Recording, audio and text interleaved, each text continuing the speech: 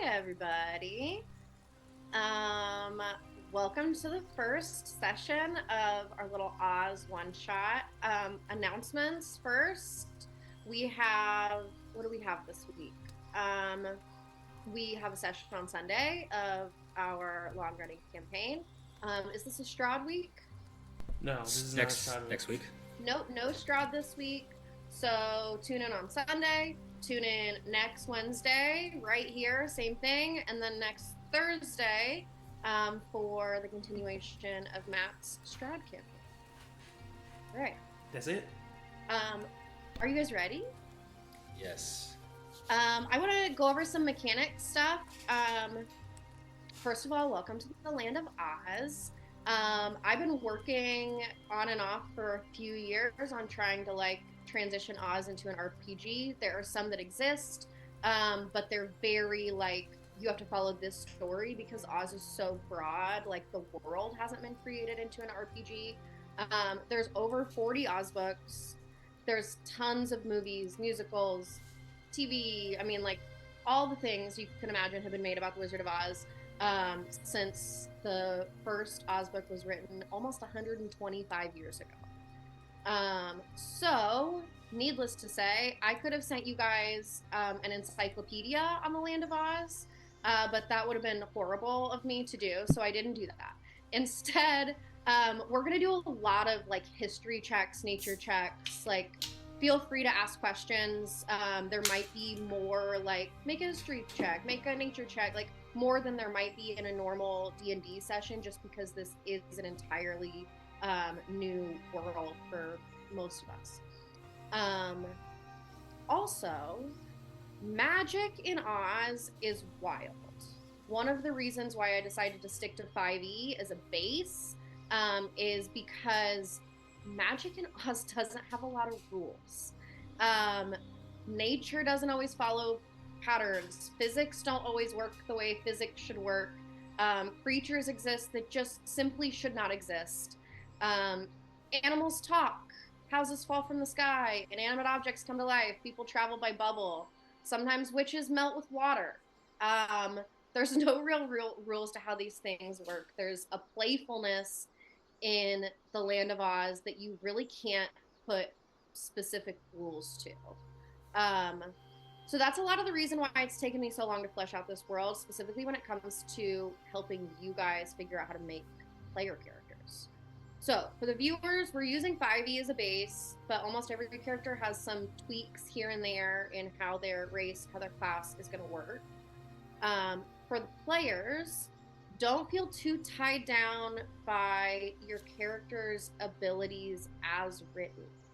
I want you to feel free to be like, can I try to do this weird, crazy thing?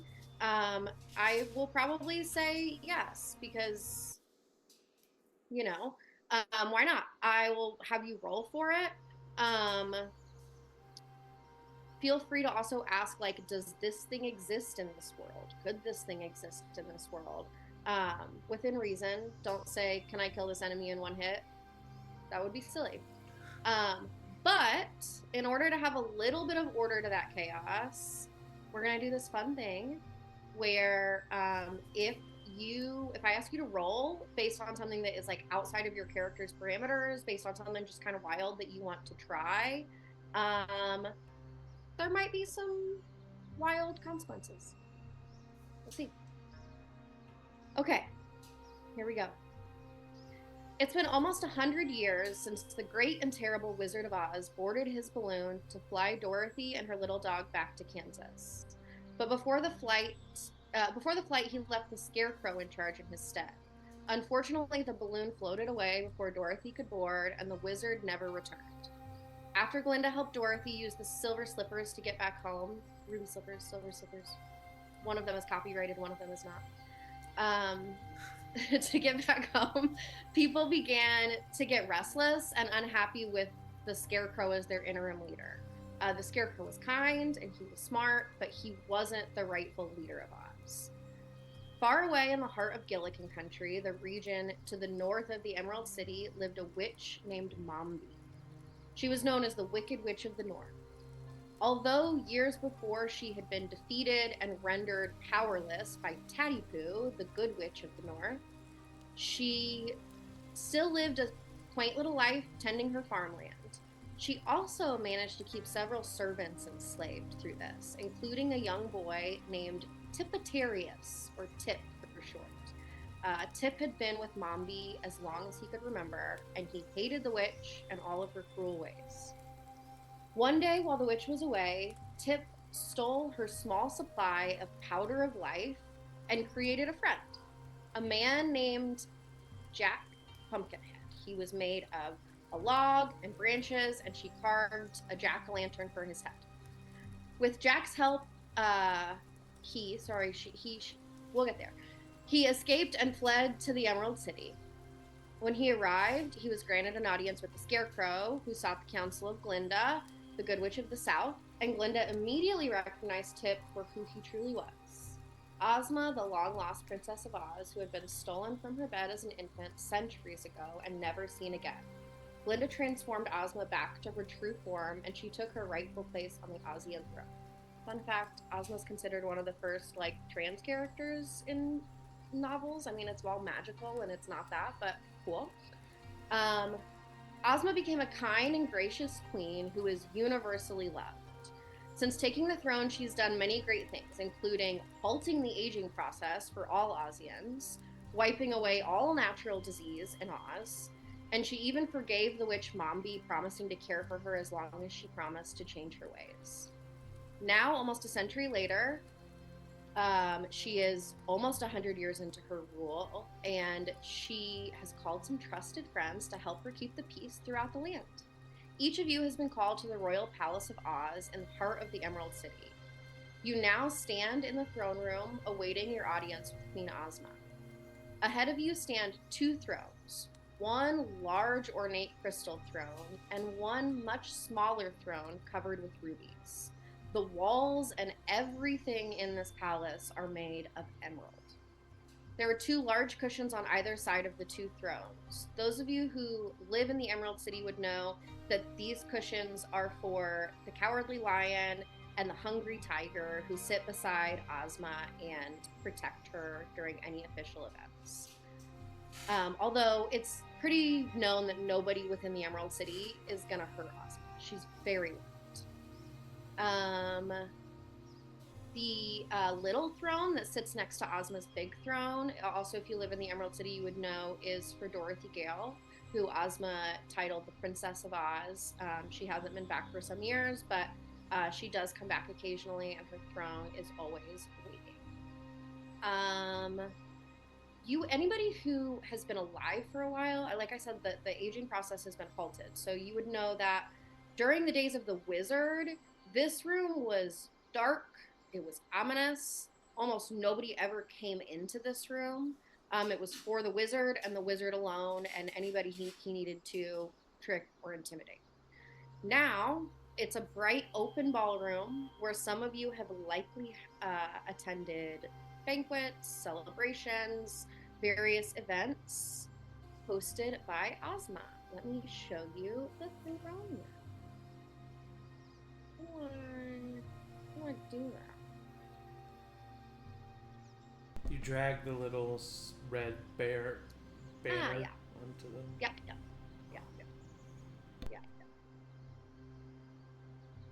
Maybe?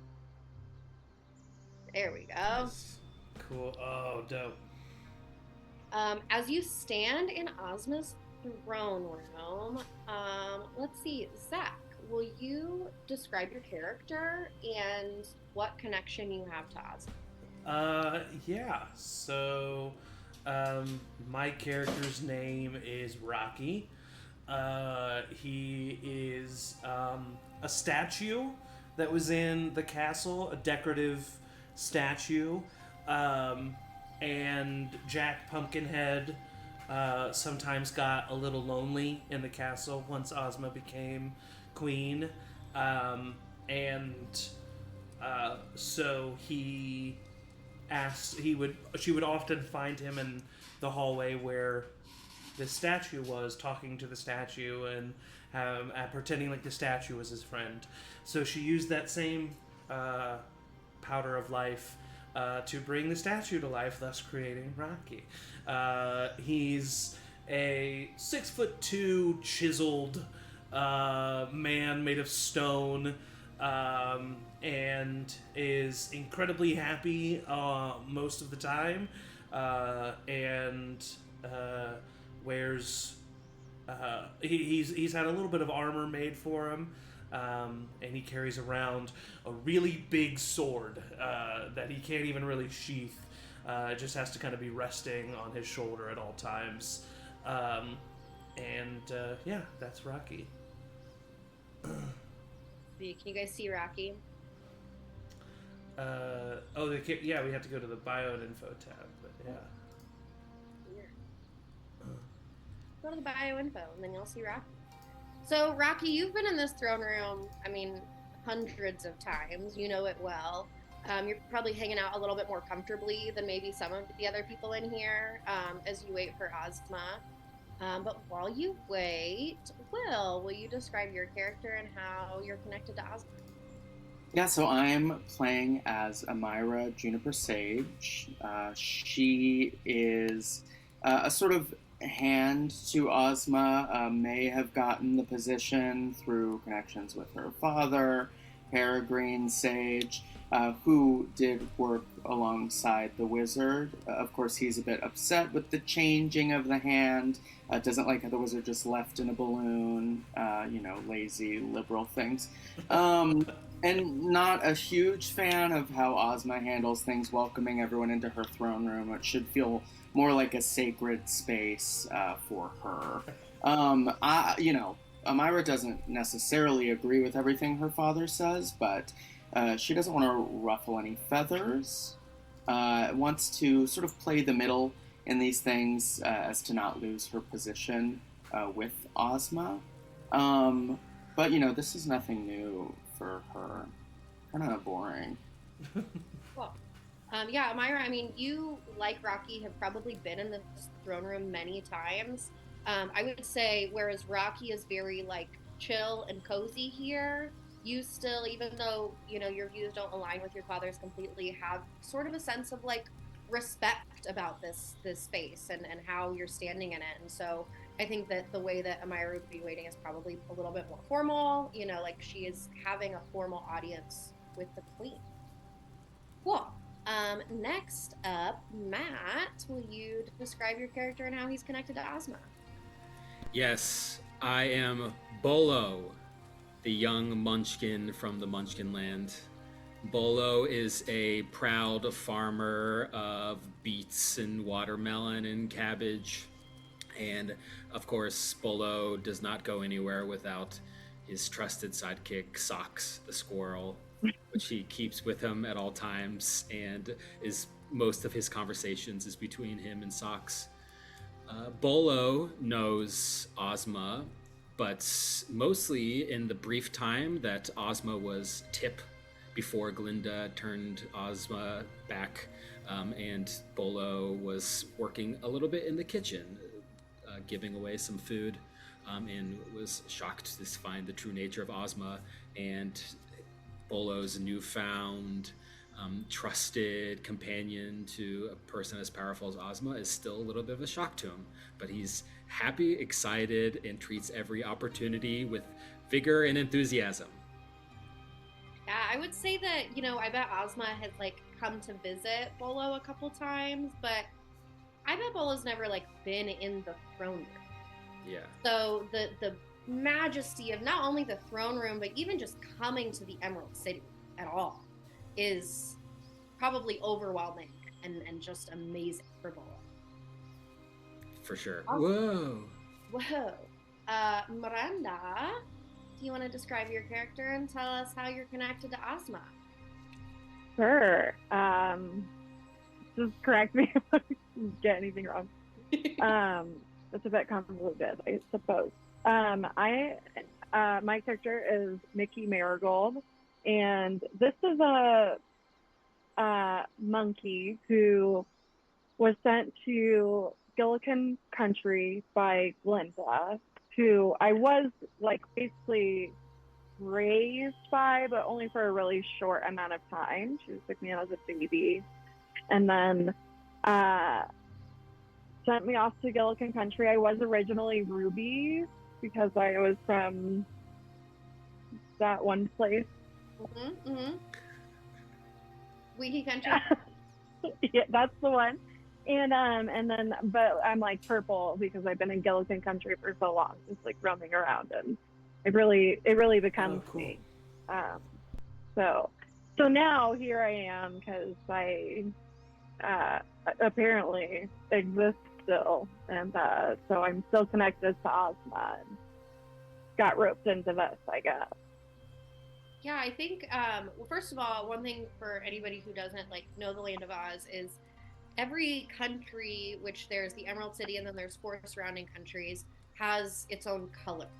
And kind of in the playful way that I described of like the world of Oz, like sometimes the people are that color, sometimes all the plants are that color, like sometimes the magic presents itself with that color. So so growing up in Winky Country and being red and then spending a lot of time in the wilds of Gilligan Country, the magic slowly changed the color of your fur. I bet, Ozma asked Glinda to send you to Gilligan Country to explore and to kind of get to know the land. And so I would bet that even though maybe you haven't met Ozma before, Ozma knows of you. She's she's the most powerful being in Oz. So she has ways of checking in on you, seeing how you're doing. She probably knows more about you than you even realize. So she knew who to call for this job. Cool. Okay, so as you all are standing in the throne room, sort of all facing forward quietly, most of you don't know each other. It's kind of awkward. From behind you, you hear the door open and immediately hear the clatter of a tray, like a metal tray falling to the floor. And as you turn around, you see somebody who, to many of you, is a familiar face. To one of you in particular, is somebody that you have not seen in years. And that's probably the reason why he dropped the tray. Side note, one of the fun things about Oz being so old is that a lot of these character portraits are the original illustrations of the characters. So this is Jack Pumpkinhead. He immediately drops the tray of pastries and drinks that he was carrying and says, "Bolo!" and runs over and gives you, he's like 8 feet tall and you're a munchkin. So he just picks you up and swings you around and just says, "Bolo, Bolo, Bolo, it's so good to see you." Oh, Jack, it's so good to see you. Woohoo! Yeah. He kind of like holds you at his head height and just looks at you for a minute. You look so cool and beautiful. Oh my gosh, this is a dream come true to see you. Oh, thank you. And yeah, Jack, the last time you saw him, Ozma had found him some like shabby clothes to put on, but now he's like a well-dressed, dapper gentleman in the Emerald City, and so he probably does look totally different than the last time you saw him. And just as he is holding you up, admiring you, from a side door kind of behind the throne, Ozma enters, and she's just kind of laughing. Jack looks at her and says, "Mom, why didn't you tell me Bolo was going to be here?" And he gives you another big squeeze. Like, "Mom, who's Bolo?" "Oh, I see that you've met some of my friends. Bolo is somebody that I've known for a long time, Rocky. I'm very glad for you to get to know each other." "Oh, Bolo, nice to meet you." "Hello, your name's Rocky? That's a great name. I love it." "Yeah, I'm made of rock." "Whoa, that's great." "Yeah." "Cool. I have my friend Socks the squirrel too." Oh. Hello, Socks. "Do you talk?" Socks is very shy, but does talk if you're really nice to him. "Oh, I'll be nice, I promise." I'm sure he'll warm up. And Ozma, as she enters, you see Queen Ozma. She is beautiful. She is covered in jewels without being like showy about it. It's just she's just like kind of dripping with elegance. Um, because of her past and the fact that she's half fairy, she appears to be like 15 or 16 years old and always has. But you all know that she's quite literally hundreds of years old. She's immortal. So even though she has the presence of a young girl, that is not what she is at all. And as she comes in with a wave of her hand, she makes all the pastries and all the, teapot and all the things that were on the tray just kind of magically float back to place. You even see that some pastries that had sort of lost their frosting are basically good as new again, in the kind of magical, elegant way that Ozma does. She goes to sit on her throne, and then immediately stops and looks around at all of you and says, well, no, this simply won't do for a meeting with friends. And she gives another casual wave of her hand, and a little table appears with 6 little chairs. And she gestures for everyone to have a seat. She pulls up another chair nearby so that Jack can have a seat as well. She gets all of the food, all of the pastries back on the table so that you have a little meal in front of you. And she looks at you all and says, I cannot tell you how happy I am to see you all. Were your travels safe? I came from down the hall, so. Oh, I hope that they were safe then. Yes, yours too, Rocky. But Yeah, I came from the other hall. Bolo, Mickey, did you have an easy travel? Yep. Yeah, it was cool. I haven't been on the road that long in like my entire life. Well, that, my dear, is about to change. Hi, Mickey. Long. I'm Rocky. Oh, Hey, yes. Rocky. We should all get acquainted before we dive into business. No, Your Majesty, you are speaking. We don't need to talk to the chimp right now. Amira. You all will have Hello. a lot of time to get acquainted. Yeah, but I know you weren't talking about me, though. I don't know who else I could be talking about. And she kind of gives a little, and anybody who's been around Ozma knows, like, we don't argue around Ozma. Yes, my apologies. And everybody liked it. It's that kind of immediate, like, oh, yes. Well, I suppose we should dive into the business of why you are here. How many of you have heard of the magical silver slippers? And everybody make a history check. I'm just gonna choose to fail this roll. That's fine.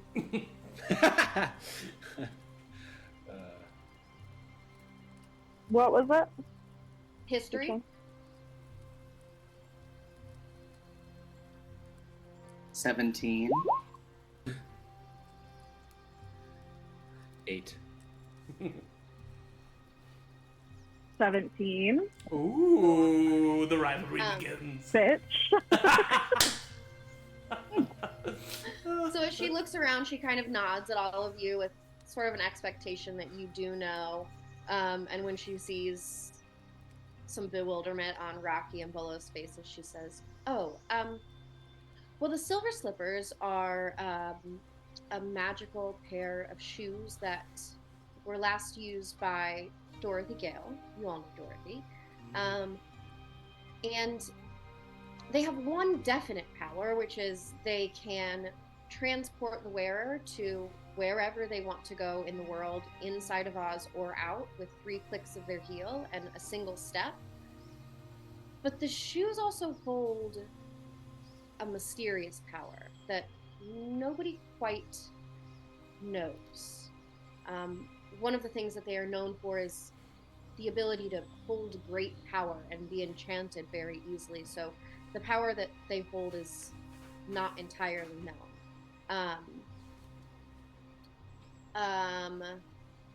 Amira and Mickey, you would already know this, but she explains the shoes have not been seen for quite some time. When Dorothy left, they went with her, and When she came back, she explained that they fell off of her feet on the travels. It's always been believed that they fell into the depths of the unpassable desert, which you all would know. The impassable desert, also sometimes called the deadly desert, is the desert that surrounds the entire land of Oz. Anything that touches the sand is instantly turned to sand. So nobody ever really crosses the deadly desert. Also, you would know, I would say specifically the two with the high history checks would know that the impassable desert has become especially deadly because since Ozma halted the aging process in Oz, anybody who steps outside the boundary of Oz ages rapidly to whatever age they would be, which for some people would be not good at all. So passing into the deadly desert is just not a thing that anybody ever even tries to do. She explains they have been lost, presumably underground, for nearly 100 years now. I, however, have believed for some time that the shoes are not lost at all. I believe that by going underground, by being buried by the desert, they managed to find their way to the most powerful creatures in Oz. Every century, some of you may know, and Mickey in particular, you would know this, spending time in Gilligan Country. Every 100 years, the dragons that live below Gilligan Country are allowed to come above ground and feed. Some of these dragons are kind. Some of them are very, very dangerous. Every 100 years is a questionable time in Gilligan Country, and it is one of the reasons why the land is not as explored as other lands. I believe that the Silver Slippers, with all of their power, are with the Great Time Dragon. Everybody roll another history check.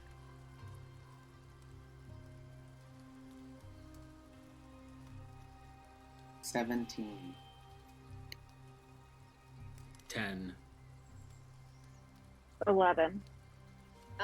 Okay, so Will, you're probably the only one who knows, but the Time Dragon is one of the oldest dragons in Oz and is known for being kind, being a protector of Oz, and also like giving weird fortunes, like mysterious fortunes whenever it surfaces every 100 years.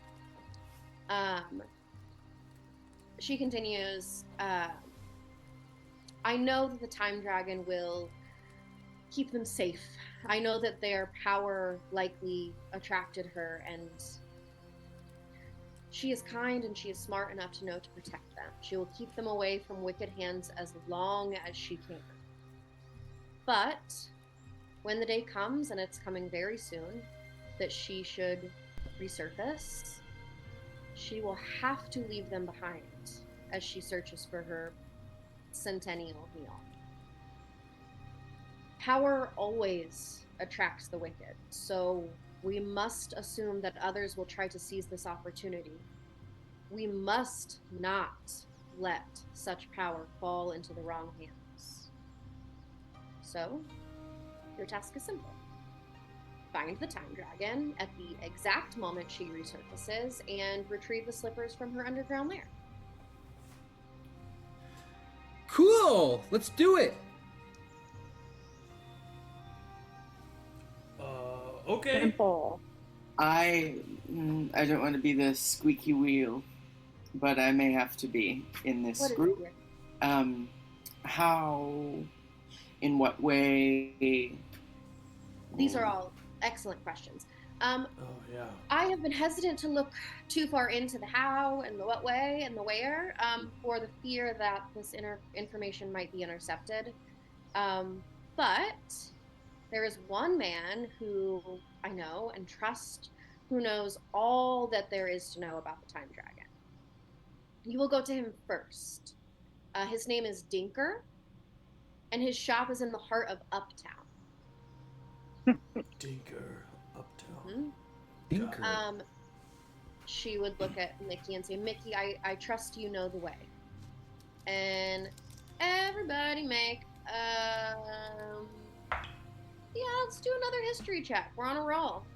4. On a roll. Haha. Well, 16.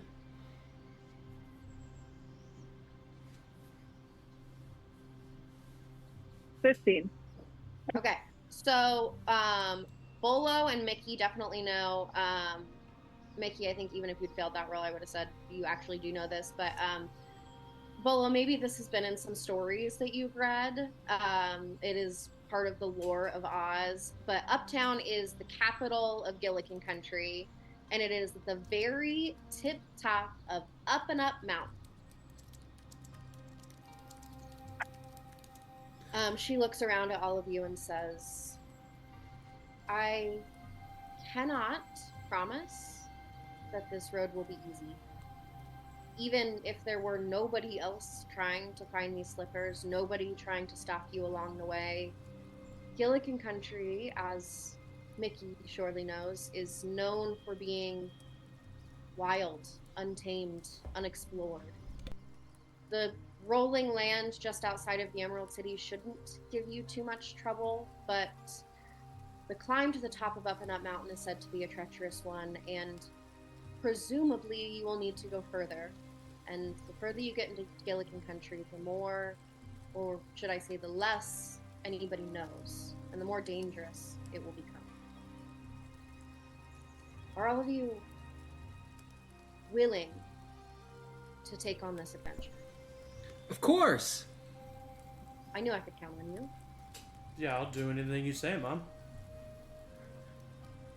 Thank you, Rob. you first, monkey. Oh, I think it's Mickey, actually. Oh, sorry.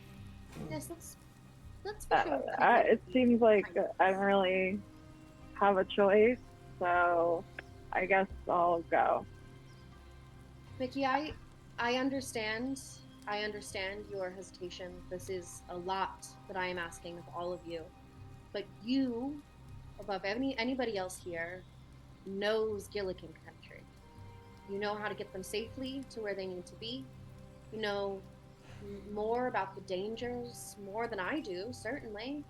You've lived there, you've learned the land, and I have every confidence that you will be an essential part of this team. Yeah, sure, whatever. Okay. And you? Well, I say there's nothing I can say. All right. But Well, yes, I'm excited. I'm excited to go. well, of course, I'm not going to ask you to go with no help. So I do have some gifts, if I may. Jack, darling, would you grab the box behind my throne? And Jack says, sure, Mom. And he hops up and he grabs a large, ornate emerald, solid emerald. It's not quite as big as a chest, but like a big box. And sets it in front of her, and she opens it up and first pulls out a vial, a clear vial of crystal clear bubbling water. And she hands it to Bolo. Says, first, I would trust this with nobody but my oldest friend. And she hands it to you. It is labeled Water of Oblivion. She says, this is a small vial of water, the Water of Oblivion, directly from the Forbidden Fountain. One drink of this causes instant and complete amnesia. Oh. So please use it only if necessary and with great, great caution. Well, gee, thank you so much for entrusting me with this. I promise you I will only use it in the most upworthy conditions possible. I know you. And next, and she pulls out a package tied with a little bit of string and says, for you, Mickey. And she hands you the package. Do you open it? Thanks. Oh, Yeah. Open it. And as you open it, as you untie the little bow, inside you see a beautiful ruby red cloak. And she actually stands up and grabs it and drapes it over your shoulders. And as soon as it is draped over your shoulders, it transitions from a ruby red to a deep purple, a little bit deeper than the color of your fur. She says, "This is a cloak that belongs to me. It will protect you. It will make sure that you are safe while you are on this dangerous, dangerous journey." And mechanically, this adds a +2 to your AC. And for the sake of magic and story, this cloak can be gifted. It can never be stolen. And wow, may I thank say, you. it looks lovely on you. Thank you. For my dear Rocky. And she pulls out another vial. This one is not transparent. It's made of solid marble. Oh. And it's labeled liquid of petrification. She says, "This is a very powerful thing. One drink of this, and there is only one drink in it, will turn anyone instantly to stone. And not stone like you, but immovable stone. Oh. Alternatively, if you drink this, it will fix any cracks or any imperfections that you may gain along the way. But as I said, there's only one drink and one use, so be mindful of how you use it." Thanks, Mom. And for Amira. And she pulls out, you can tell that she's like excited about this one. Who's excited for mine? She pulls out a little box, opens it, and pulls out a pair of glasses that are identical to yours. Amazing. Fantastic. She says, "These I had made specially for you. This is a pair of expectacles. Mechanically, they are the same as the Eyes of the Eagle, which you should be able to find in D&D Beyond or Google. It gives you advantage. I don't know if it's advantage, but it helps you with perception, lets you see further. So it's all perception based. This should help you to find your way. Make sure that you are able to see danger before it gets too big." Thank you. They're very flattering.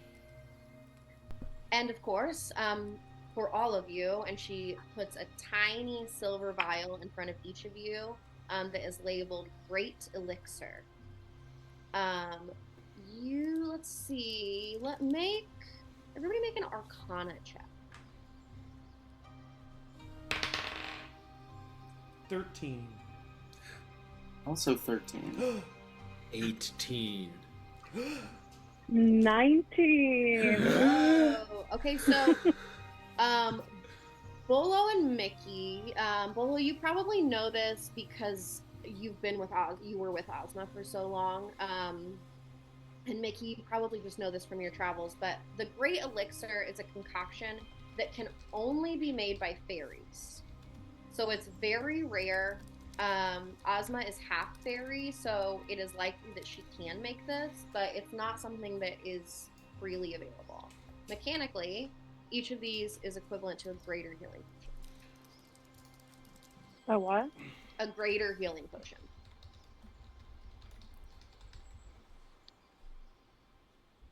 All right. Thank you all very, very much. If you leave at first light, you should arrive around dusk. That's just as Dinker is closing up shop for the night. There will be horses waiting for you at the Ranch of Many Colors on the outskirts of the Emerald City. Ooh. They will be packed. They will have all the food and supplies you will need. In the meantime, Jelia will show you to your suites. Jack and I do have some business to attend to this evening, but I have arranged for you to eat in my private gardens whenever you are settled. There will be a dinner waiting there for you. And anybody who lives in the Emerald City would know that Ozma's there are beautiful ornate gardens all around the royal palace, but Ozma's personal gardens are special to her. Dorothy is one of the only people who she very regularly let into her gardens. It's one of the only places where she really goes to be by herself, since she's really opened up the throne room and opened up the palace. So getting an invitation to eat in her garden is a big deal. Also, Amira and Rocky would know that you do have homes within the city, within the palace, but the royal suites are a thing of honor. And so even though you do live in the palace, being able to be in one of the suites is something that she only asks of people who she really trusts and who are doing her big favors. And before you leave, she would stop and say, before you go, please listen to this very carefully. And she looks a little particularly at you, Amira. Please know that I have brought you together for this job for a reason. Not because you are the bravest or strongest warriors in the land. And she looks at Rocky and says, well, not just that. But because you are trusted friends of mine. I would not want the fate of Oz in anyone's hands but yours. So it is very, very important that you give each other the same trust that I have given you.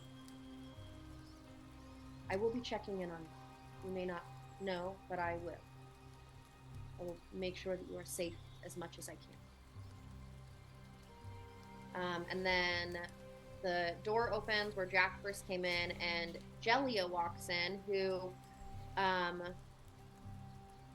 you definitely know, Rocky, and Amira, you know as well. You would know specifically that Jelia has been at the Emerald City or at the palace specifically as the servant in the palace forever. She was there before the wizard. The wizard used to just call her Green Girl. Since Ozma took over, she has called her by her name more kindly, but many Ozians who are left over from the time of the wizard still just call her Green Girl. I'll show you. This is Jelia Jan. She is all green. She's in a little green silk dress. And she says, right this way. Hey. Thank you, Green Girl. As she leads you through the halls of the palace, especially those of you who haven't been here or haven't been here much, I mean, the palace is breathtaking.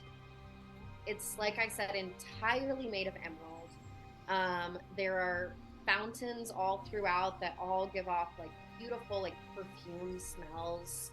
So it's a complete sensory experience walking through the palace. And as she comes to the first door, she gestures to Bolo and says, "This is your suite." For me and Socks?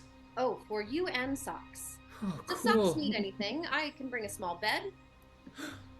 A small bed would be amazing. Usually Socks just sleeps in my pocket. Oh, well then a bed, of course. After you, and she gestures for you to be the one to open the door. Run over and open the door? And as you do, the royal suites in Oz are enchanted so that as soon as you touch the knob and open the door, the suite transforms into what you would imagine to be like your dream suite. So describe it for us. My dream suite. Well, Bolo is a farmer and has kind of worked in the kitchen for a long time. So the dream suite is like, looks like it's probably outside, and there's a bunch of dirt and a bunch of crops, and there's like a bed just like in the middle of a row of tall leafy corn stalks. And he immediately goes over and starts playing with the dirt and looking around. Yay! Woohoo! Look at us now, socks. And as you go in and start playing, Jelia, and you don't even really know how she did this quickly, but rushes in with a tiny squirrel-sized bed and says, "Where would you like this?" Socks? Now, you have to decide where you want the bed. Do you want it on top of my bed, or do you want it next to my bed, or far away? And as you give those options, Jelia sort of puts it on the bed. She puts it next to the bed. She puts it far away from the bed. I think Socks is, I imagine Socks to be like very timid and kind of shy and just peeking his little head out of my pocket. And I think he's sentient and probably can talk, but just you see his little hand points. He points to the bed on top of my bed.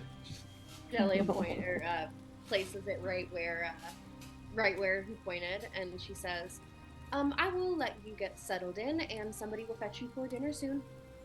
Thank you so much. I owe you so much. Woo! "You owe me nothing." And she leaves and guides the rest of you to the next room, and she looks at Rocky and says, "After you, good sir." Oh, thank you very kindly, Jelly Belly. And I go over to the door and I open it up. And I think inside you see, for Rocky, like kind of an Aussian dorm room. He has bunk beds, even though it's just him. And because I think, he's growing up with Jack and he's just so used to that. So he has bunk beds. There's like a big, like shaggy rug on the ground. Over in the corner, there's like some weights and a bench press and like some other like workout stuff. And then I think, because he doesn't expect what it's going to be when it opens up, and I think on the opposite wall, so that you can like see it right when he opens the door, there's a big poster of Amira up on the wall. And he like runs over and grabs that and puts it down. Oh, that was so weird. That was really weird that happened. Thanks. Okay, bye. I shut the door. All right. To be fair, she was not paying attention to any of it. Okay, good. And Jelia kind of backs away from the door as you close it, and takes you to the next room. As you're walking away, you hear a muffled And right next door, she gestures to the door for Amira. Thank you, green girl. Walk in the door. It's very, imagine like Kim Kardashian's house, but green. Instead of a white marble, it's a green marble, heavy, dark green velvet curtains, really blackout curtains. So it's dark. There's a bed in the center of the room. Doesn't look particularly comfortable, but it seems to have a bit of status to it, that's true comfort to Amira. You can leave now. Oh. Goodbye. As you wish. Thank you. And she's very used to this kind of treatment from you, so she just kind of rolls her eyes and says, and last but not least, And she gestures to the fourth door in the hallway for Mickey to open. Well, it's like wall to wall, the like 4-post bed, you know? Yeah. So I can jump on the bed all I want, and also like use the post as like a swinging, you know, gymnasium. Yep. And then it's all purple, of course, and tucked away in the corner, there's a letter from Linda that's like, I'm so proud of you.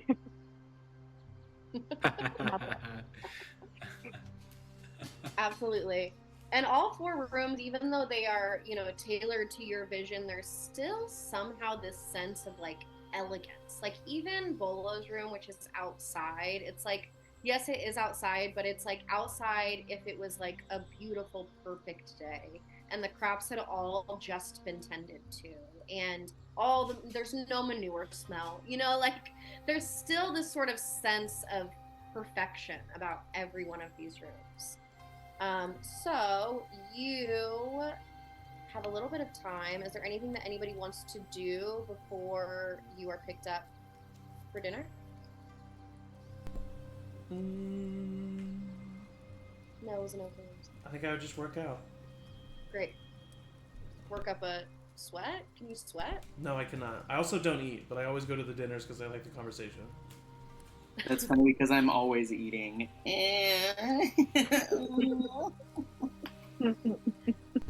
I don't eat, I only serve. After seemingly the perfect amount of time, you all feel like you've had time to sit down, rest, freshen up, but not so much time that you felt like you were waiting around. You hear not a knock, but like a sharp tap on your door. We'll go in the same order that we went. So first, Bolo, you hear a sharp tap. Socks. Oh my gosh. I can't believe we're here. This is such an exciting adventure. Okay, Bolo, we can do this. I jump and skip over to the door, open it.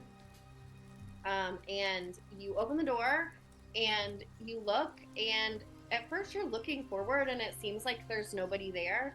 But then you look down, which you don't have to usually do to find other people as a munchkin. But you look down and see a large golden chicken. And she says, "Grog, time for dinner! Grog, come on!" Oh, And starts wow! walking to the next door and starts rapping on Rocky's door. Oh, cool. This is so cool. I go out into the hallway and I just follow the chicken. Hi, Belena. Hello, time for dinner. Come on, bark. Okay. Hey, Bolo, how you doing? I am so good. This is the best day of my life. How are you doing? Oh, that's so great. I'm doing great. I don't think this is the best day of my life, but it's up there. Okay, I'm sorry to hear that, but I'm glad it's up there. Forgot, hurry along. Yeah. Bell, He always on goes time. and taps on Amira's door. If you work here, you should have a key. Forgot, I have a key, but this seemed polite. Come along, dinner time. It's fine. Amira, you're looking lovely this evening. Yeah, Thank you. does anybody like change for dinner?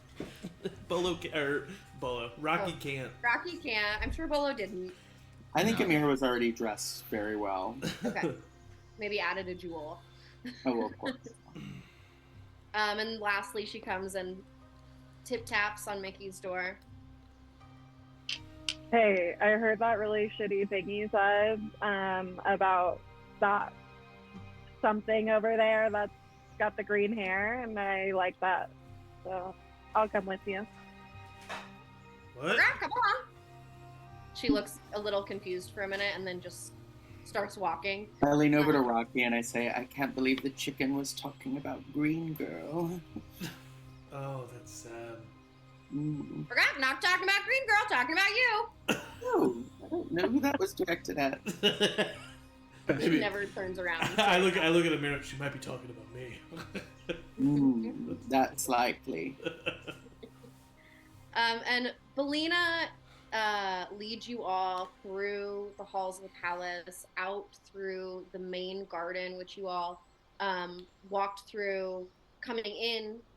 But there's a little gate sort of at the back of the garden, which is ornate and huge and jeweled, and there's flowers of every color, and it's almost overwhelmingly beautiful. And she hops up onto the top of a little gate, and you see that she does have a little key around her neck that she like grabs with her beak, and she unlocks the gate, and you all walk in to a place that, Rocky, maybe you have been once or twice, maybe, but not many people have ever been. As you walk into, wait for it, Ozma's rose garden. Whereas the rest of the garden is large and ornate, Ozma's garden is that, but it's more quaint, it's more personal, it's more relaxing, it's not quite as overwhelming in the way that the large garden is. And you see a little table set with 4 plates. Cool. This image looks like a dollhouse. It does. It looks miniature. The Right? stream can't see it, but trust me, it looks miniature. And as you walk in, Belinda doesn't even really acknowledge the table. She just says, "Enjoy!" And she walks over to this little building in the corner, which, as she walks into, you realize is the most ornate chicken coop you've ever seen in your life. Crusted with jewels, I mean, completely over the top. And it just lays down and goes to sleep. I start crying when I come in here. Just like full on sobbing. This is so amazing. Please, some decorum. This is a sacred place. I used to live in a place like this. Wow, where? Here? Yeah, I not this particular garden, but for most of my life, I was in a garden. A statue garden. Yeah. That's where my whole family is. What do they do? Pretty much just sit there. For that, Wow. I could have guessed. You know, I love gardens of any kind, so I'm sure the statue garden is incredible. And I would love to see it someday. Okay, I start to get up. Cool. Now? Maybe later. Oh, I still have to see all this. I start Okay. running around and For like sure. looking at stuff. Do any of you take a seat at the table? I do, yeah. Is it rude to ask you if you need help into your chair? Who is that to? He kind of. He looks at Bolo and he says that. Oh, no. Nothing you can say is going to be rude to me, but I don't need help, thank you. Okay. Excellent. Do you need help? I'd love some help. Cool. I come over and I try to like lift you, help you into the chair. Thank you. I just kind of like scoot. Thank you. Thank And you. as you each, like, the minute you hit the seat, the plate in front of you immediately is full of your favorite food. Beets and cabbage? Rocks. Yep. Yep, you got it. I just eat, start eating pebbles. What appears on yours, Mickey?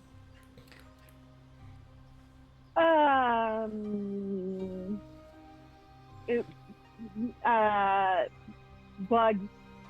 Bugs. They're like the best bugs you've ever Any seen. bananas or? Or Yeah, bananas. bananas, Bugs and bananas. Banana bugs.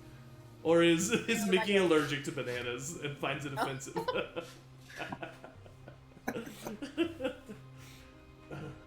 Cucumbers. Yeah, cucumbers. That's good. Totally. Amira, what appears on her plate? Grilled chicken. White rice. White rice. What's keto? There's a delightful side salad, but no dressing. Yeah. And as you Oh, finish, they accidentally gave you socks meal.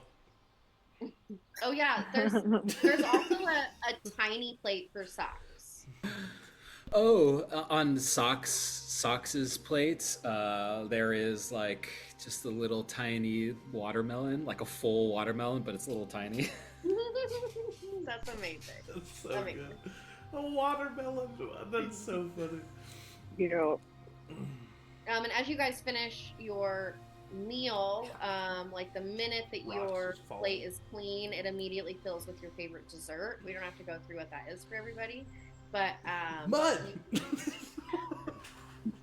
you have everything that you could ever want in a meal, and you guys have some time to have dinner. If there's anything you'd like to discuss, get to know each other. So, Mickey, you're from where we're going? well, I'm not from there. I have been there for the longest amount of time that I've been anywhere. Mm. Is that where you call home? I guess it is. Cool. Yeah, cool. It seems sad to me. Are you sad about It it? is. Yeah, you seem a little upset. Hmm.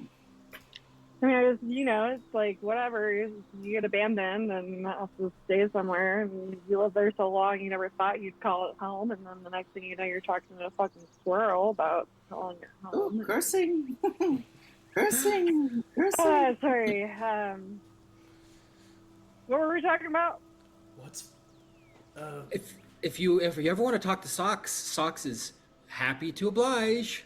Wait, you were abandoned? Oh yeah. That's how it feels. I mean, somebody took me there and they never came back. Oh, Well, no. that would be the definition. Oh no, I'm so sorry. Are you okay? I'm fine. We should talk about something else. This first conversation we've ever Okay. had. Okay. Okay. Whew. What's it like being a munchkin? Oh, being a munchkin is fantastic. Every day I go out to my field and I get my crops and I eat my dinner and I talk to my squirrel and I see other munchkins and we all wear blue and we all sing together and we all walk. And this is the farthest I've ever been away. That sounds like a lot of fun. Mm-hmm. Yeah, it is. So, is it supposed to be dangerous? Our trip? It definitely could be.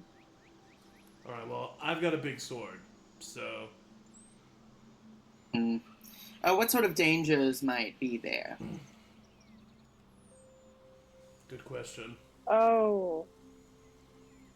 I heard that there's trees that throw apples at you. There, you would know that some of the, most well-known dangers in Gillikin country are, there is the forest of trees. There's also the forest of the flying monkeys, although that is pretty far away from the Emerald City. It's almost all the way up to the desert. There's giant spiders. There's a lot of little pocket civilizations that are not very welcoming to outsiders, or very odd, strange creatures, and don't really love outsiders coming through. You would also know, and Bolo, you would know this, Mombi's farm is in the middle of Gillikin country. She hasn't been a threat to anyone in quite some time, but that does exist there. There's a giant who's been imprisoned there for 100 years. There's a lot of unexplored jungle that nobody really knows what all is in there. Yeah, those are some of the big ones. That's so You guys read exciting. Harry Potter? Yeah. No. Yeah. Harry Potter exists. For forbidden full. Yeah. Oh. That sounds exciting. I don't know the term exactly, but I know the two words separately, and therefore could come to a conclusion that it isn't pleasant. Ugh, Am I correct in that? sounds like it. Sure, I've never been out. yeah. I've never been out of the palace, so I'm really excited. I think Wow. you'll be fine as a big rocky dude. Hey, that's me. Wow, this is gonna be an adventure for all of us, it seems. I've yet to find my push-up limit. Well, I went for 3 days straight, and I could have kept going, but I just, had to stop eventually. I was getting in people's way. So wouldn't that be your limit? Well, Wow. okay, yeah, I guess I have a 3-day limit on push-ups. There you go. Well, I bet you don't know anybody who has a longer limit than that. Well, I don't know many people.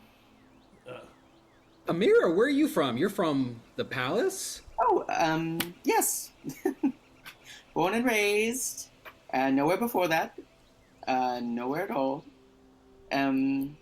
Yes. I've always been very green in the Emerald City. My father worked for the wizard, Oh. Oh. Cool. Amira's really cool. Super smart and intelligent, and you got a good brain and everything. It's true, and other synonyms as well. Yeah. Listen, I don't want to cut the personality chat. Well, no, I do. Listen, we're going somewhere very frightening. Is that correct? We can all agree on that. No, I don't know if I would say straight. Yeah, it's definitely dangerous, but if you're scared of that, it's like that's what Well, you know. I'm not scared of things. Being Generally, I frightened would is just a mindset. speak for others. Munchkins, very frightened of things. I always say, if you're frightened, just change your mind. And has that worked for you? So far, yes. 100% of the time. Well, then everyone's very brave, aren't we? Yeah. The path that we are taking to, what's his name? Dinky? Ditter? Dinker. Dinker. Dinker. Yes. Tinker. Dinker. To Dinker's place. What are the obstacles to get there?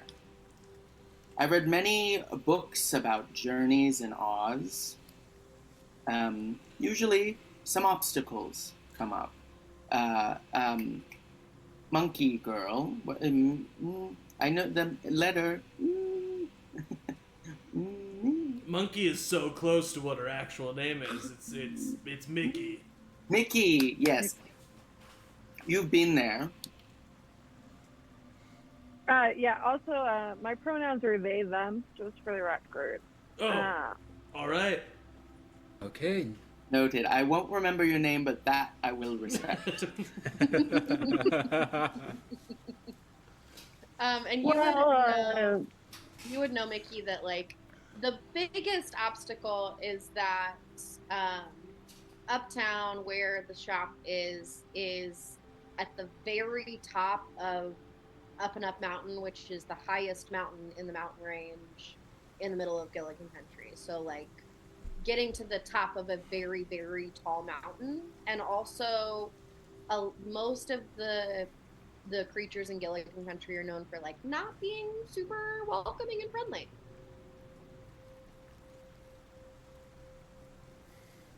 Yeah, so mountains are hard to climb.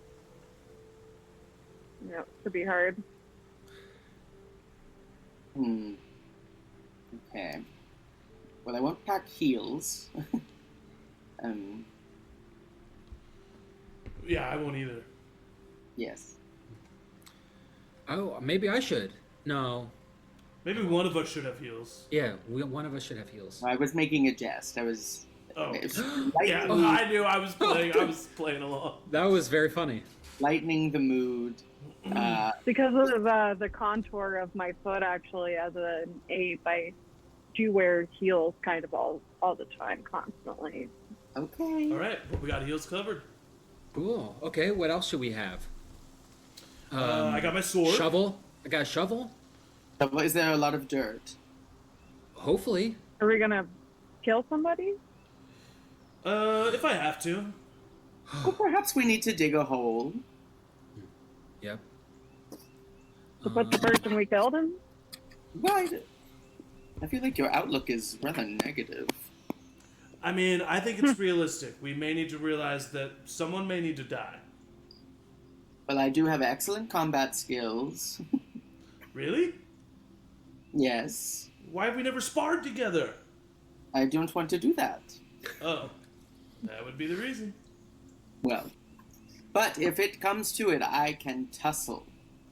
Yeah, well, don't worry. It won't ever come to it. I've got you.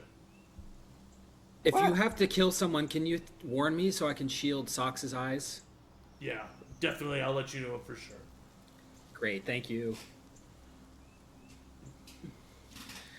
Okay, well, I think this group of people is going to be just like a super fun bunch, and we've got everything covered. Like all of our bases, we got heels and a shovel and a sword and the green hair. So, woohoo! Yes, I think that those are all of the things you need on an adventure. It helps. I have to suggest we like get weapons and maybe some armor. While I'm not scared, it is a very dangerous terrain out there, and I just don't want to minimize that because we have other things that we want to bring along. Well, I got my sword and I'm made of stone, so I'm good on weapons and armor. But I agree with them. We should make sure that everybody else has a way to protect themselves. I, of course, have a lineage of armor passed down from my father. His father, before him, has taught me the way of the fist. Ooh. And I wear rings, so it makes the punches hurt more. I'm kind of full up with my shovel. Hmm. All right, well, if you ever need a fist partner, let me know. 'Cause me too, I've got my fist. I can fist someone. Now, And on that note, No. No. you guys, you finish up a very nice meal. You get to know each other a little bit. And as the sun sets, you make your way back to your suites. All the lanterns in the garden magically kind of fade off right as you're leaving. Belina never wakes up. She never says goodbye. She figures you know your way back to your suite. She's cozy. And as you get back to your suite, is there anything that anyone wants to do specifically before the night ends? I spent a few hours tending to the crops in my room.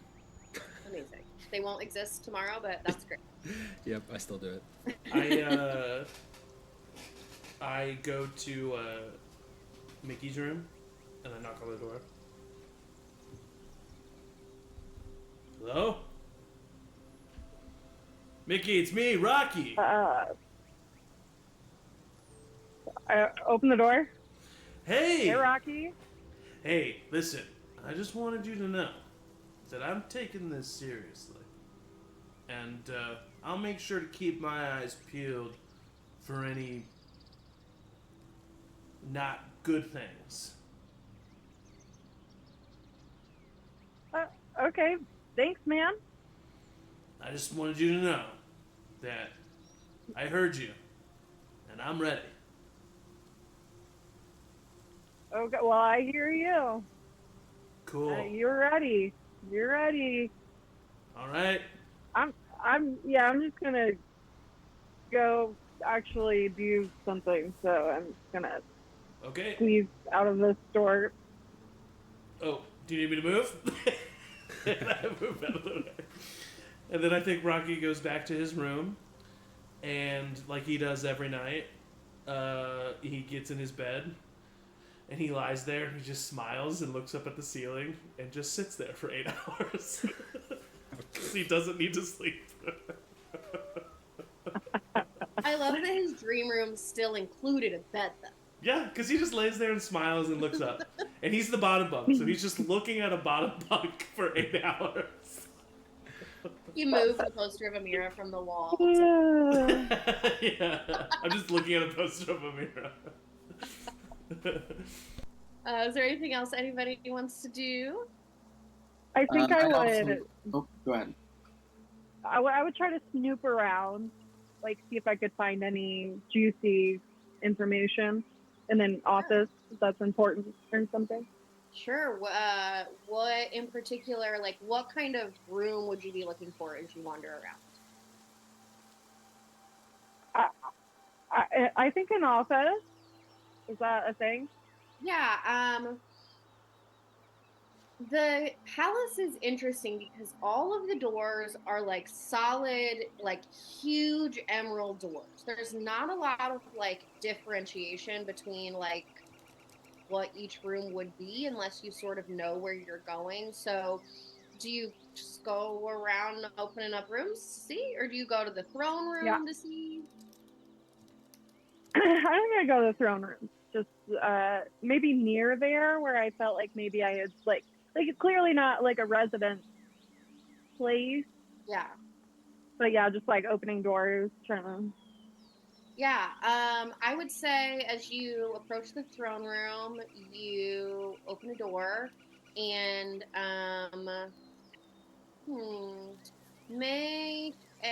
just roll a d20 for me.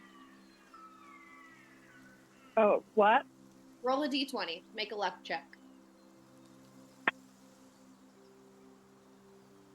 A what check? A luck check. So just straight roll. Oh, okay, just straight roll. Okay, 13. 13. So as you open this door, it's a few doors down from the throne room. You open the door and see Jack Pumpkinhead laying in his bed. And he, like Rocky, doesn't sleep. So he sits up and says, "Oh, hi." Hi. Does Jack also have a pair of bunk beds, and does he sleep on the top bunk? Yeah. Okay, good. Actually, yeah, you guys usually share a room. Yeah. So the fact that you're in a royal suite tonight means that he's by himself. Well, then I would say, with that being said, when you open the room, you think it's my room for a second because it looks exactly the same. Are you looking for Mom? No. Don't call Mom. What are you looking for? A funny story. Just a fun, crazy. What's the craziest story ever? What's the craziest thing? Have you ever heard of how my mom and I got here? Vaguely. Oh, this is gonna be a doozy. You're gonna want to sit down. And he pulls up a chair.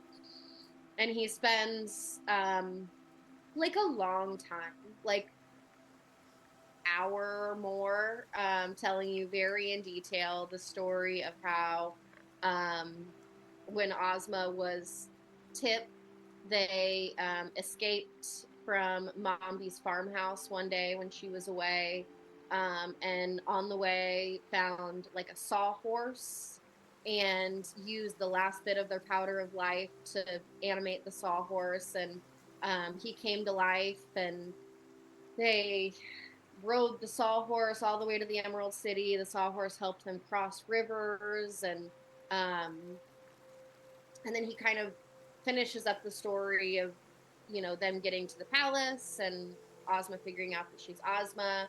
And then he launches into an entirely separate story and says, "Oh my gosh, that reminds me."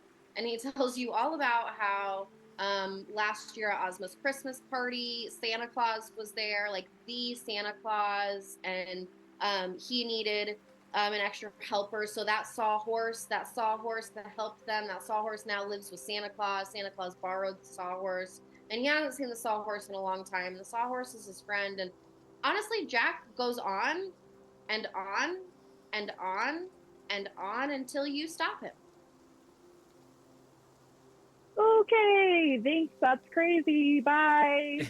I hope it was a good story. Have a good night. Goodbye. Bye. And it's like the middle of the night by the time you get out of this room. I go to bed. Great. Amira, did you have something you wanted to do? Is there a way to call my father? Yeah. You made the room, so I would say there's I don't know if they have phones. yeah, it doesn't work the same way a phone would work in the real world. It's more like magic, but yeah. Great, I would like to call my father. Great. He answers almost immediately and he says, hello? Hello, father. Oh dear, how are you? How are you enjoying your time with the queen? Oh, it's been an interesting day. I'm sure it is with her. What does she have you doing? Well, I'm going on a bit of a journey with some simple folk. You know, in my day, the wizard never would have sent somebody who was his loyal servant to do that kind of work. He would have found somebody who was lower, who didn't matter as much. Right, someone whose risk of death was not important. Precisely. I understand. So you never went on any journey like this? Oh no. I have lived in the Emerald City in this palace for my entire adult life. Yes, and you never left. Why would I? I suppose that's true. And I'm questioning it myself. Why should I be leaving? With a little monkey and a statue man and a tiny little man and his rat. That. Well, my dear, as much as we may hate it, the only way to continue to afford this lifestyle is to keep the same position we had with the wizard. And unfortunately, that means appeasing this new queen. I just find it interesting that you didn't want to continue in the position. It's not like you're aging. None of us are aging. So, And why would I? well, why would I? One of us is bringing home money, and it seems to be, I was amused. It seems to be me, and not you. Well, I've brought home a good deal of money. I can take care of myself. Can you take care of yourself? I'm just a little girl. I'm only You're not. 24. No, you're not. But I look it, and isn't that what matters, Father? Listen, I don't want to go up a mountain and bring a shovel and wear heels, or I don't even know what we're doing, to be honest. I wouldn't want to either. That sounds terrible. Ugh. Sounds Listen, like you're going to have a horrible time. you're right. I am going to have a horrible time, but you know, the words that you said to me as a child echo in my head. Power begets power.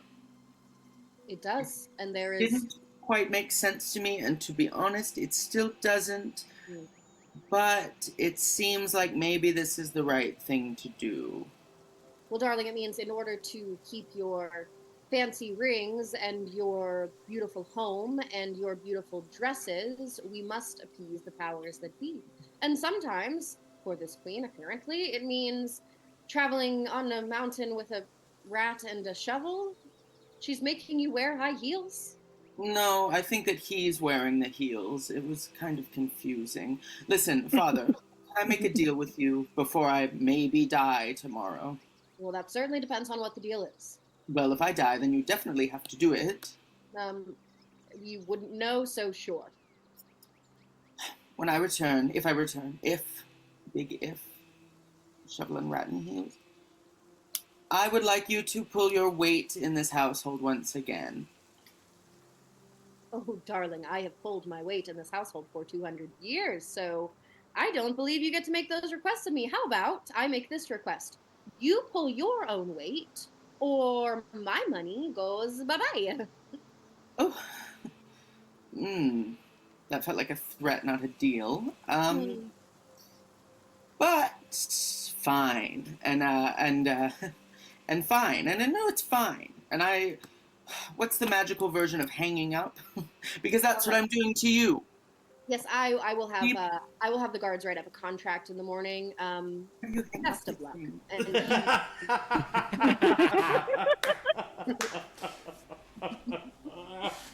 And he always gets the last word. And I go to bed, but I'm mad about it. Amazing. Anybody else? Bolo, do you do anything besides tend your crops? I take a long time tucking Socks into his little bed that is just perched on my bed. Just a little tiny bed perched on my bed. And I just kind of sing little sweet lullabies to Socks. Oh, Socks, what a beautiful adventure we're having. I'm so excited to share this with you. Woohoo! Good Socks night. kind of like relaxes for the first time all day, being in more of a natural habitat, being not around just solid stone and strange people all day, and is snoring before you know it. Oh, how cute. I just look longingly and lovingly at Socks as he snores and drift to sleep eventually. Awesome. You all eventually fall asleep. You have the best night's sleep you've ever had in your life, and wake up feeling amazing and refreshed, and maybe not ready for the day in terms of your mindset, but ready for the day in terms of how you have, physically recovered from the day before. And I think we're going to take an early little bio break there. So don't go away. Take a drink, stretch. We'll be right back.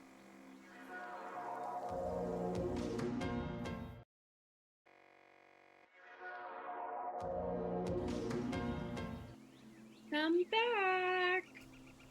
Okay, so you all wake up the next morning feeling amazing, well rested. You gather your things and you head out to the Ranch of Many Colors, or Ranch of a Different Color. So sorry.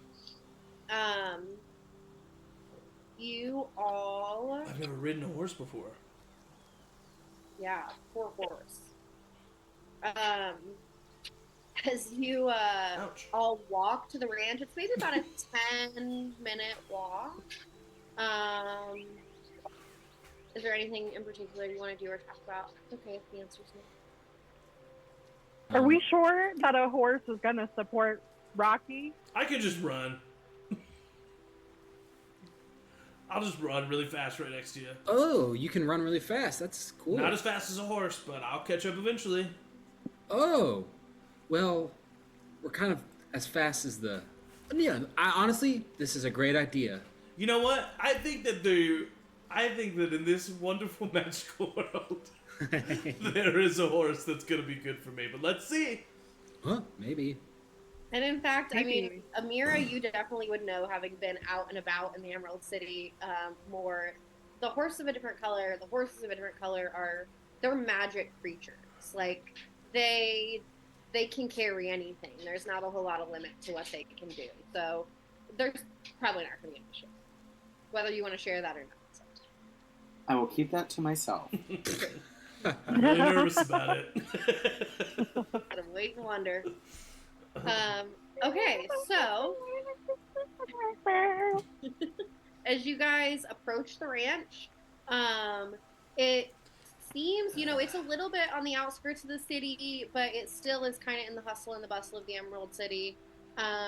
It's a huge ranch. Rocky's barely been out of the palace, so he's just like...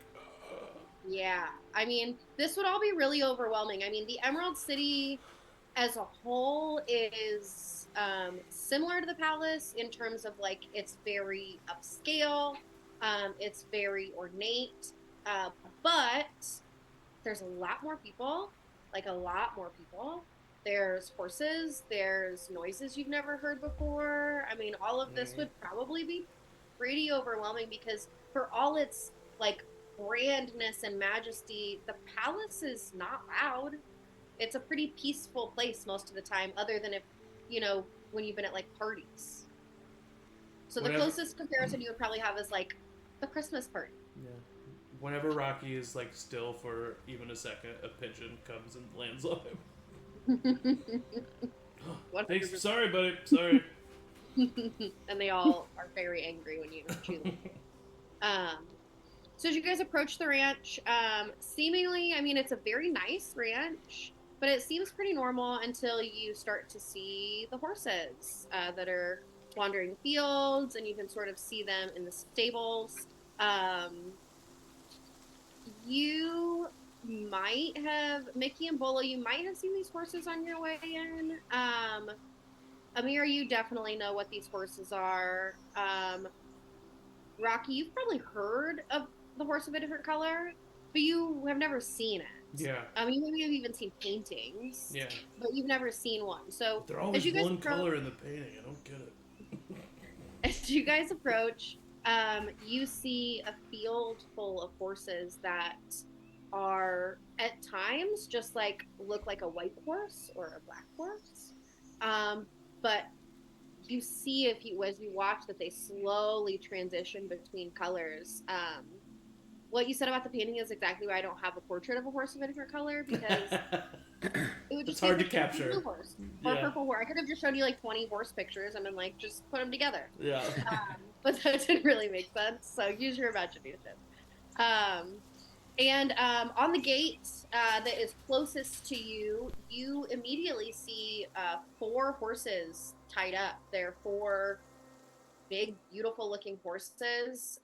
Their color slowly transitions, just like all the others. And seeing them standing next to each other is kind of amazing because they don't transition the same colors at the same time. So there's something almost like ethereal, almost like a little bit hypnotizing about watching their colors change.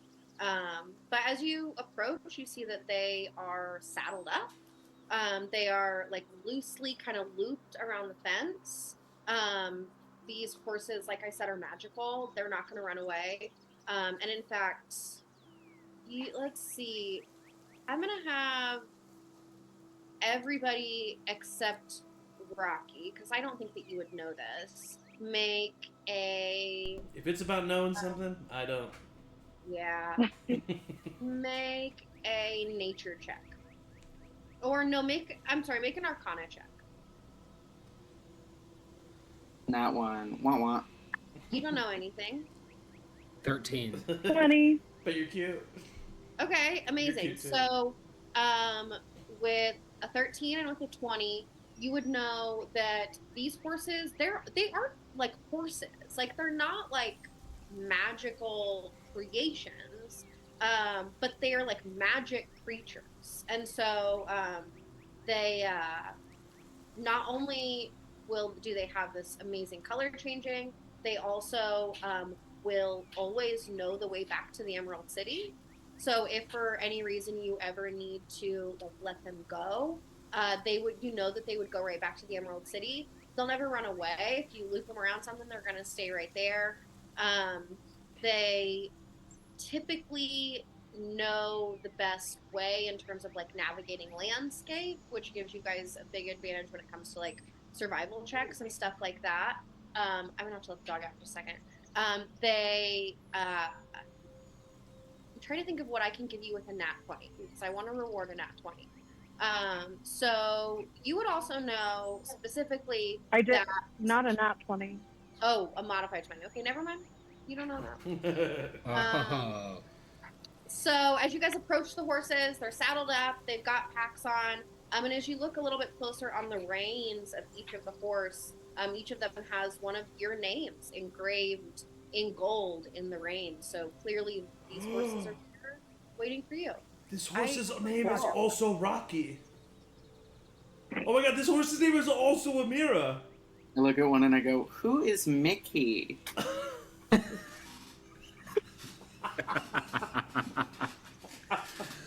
Oh, I'm my very own horse! Yay! I get on my horse. Our names. Yeah. I'm looking around for a small horse for socks. Isn't it beautiful to watch them all transition together? Happy Pride, everyone. It's very Happy beautiful. Pride. Okay, well, this is great. I think that. How much do we owe you, sir?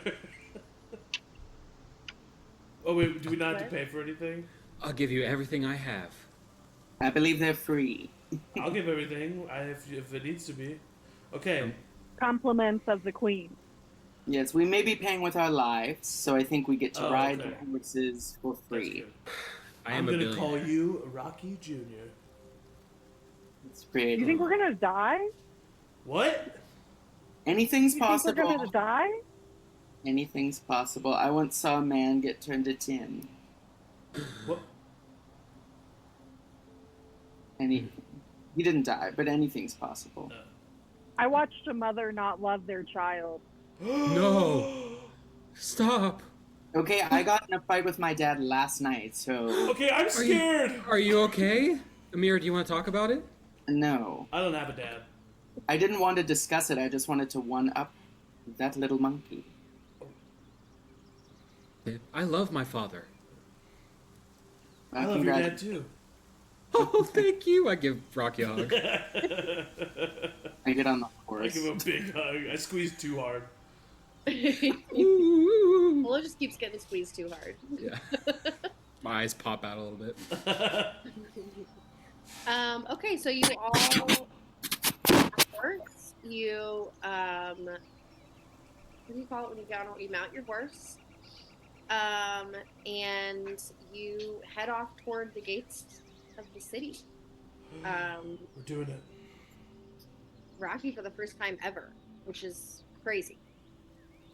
So as you kind of exit the Emerald City, obviously following the Yellow Brick Road, which leads directly out of the city, very quickly the landscape around you changes completely. And I think specifically for you, Rocky, like the city is loud, the city is crazy, but you have seen loud and crazy at parties. What you've never seen is anything that looks like the sprawling fields in front of you, with no buildings, no people, just quiet. It's actually a beautiful day as you follow the Yellow Brick Road out of the city. This is yeah. great. No, sorry. So as you leave the Emerald City, you also start to notice like the vegetation is all going from like very colorful vegetation, while the Emerald City is mostly made of emerald and is very green. It has very lush gardens. It's very colorful. And you start to notice a lot of the vegetation around is mostly purple. The grass is pretty normal, but sometimes it's also purple. And everybody make a perception check.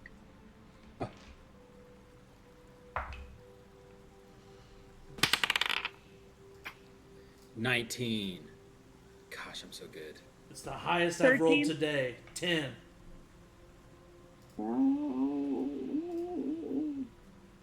Proud of that 10. Ooh. 17, yeah. 17. Okay, so Rocky, you're just, It makes sense. Yeah. that's crazy. Everybody else, This is nuts. you, as you're looking at the landscape, you've also been, sort of watching the horse shift colors. And as you look around, you think that you haven't really seen your horse shift colors in a while. And you look around at everyone else's horse, and it seems like everybody else's horse, or everybody's horse, has pretty much stayed at various shades of purple. It seems like they didn't just turn purple, but somewhere in the transition, when they became purple, it kind of stayed purple. So, yeah, 4 purple horses. Hell yeah. Hell yeah. You travel through these rolling fields for several hours. There's a pretty large mountain range in the distance. You notice immediately that one mountain toward the front of the range goes up so high that you can't see its peak. Its peak is beyond the clouds. And I think most of you at some point in this journey are able to put together that is Up and Up Mountain. Mickey, you would in particular know that as you guys are going through, the part of this that's mostly fields, and mostly like smaller hills, there are going to be farms here and there. There are going to be ranches here and there, but there's not going to be a lot of like threats. There's not going to be a lot of other travelers. Any other travelers you're going to see coming in and out of this part of Gilligan country are like farmers who are taking goods into the city. But this is a very quiet area, almost immediately outside of the biggest bustling city in all of Oz.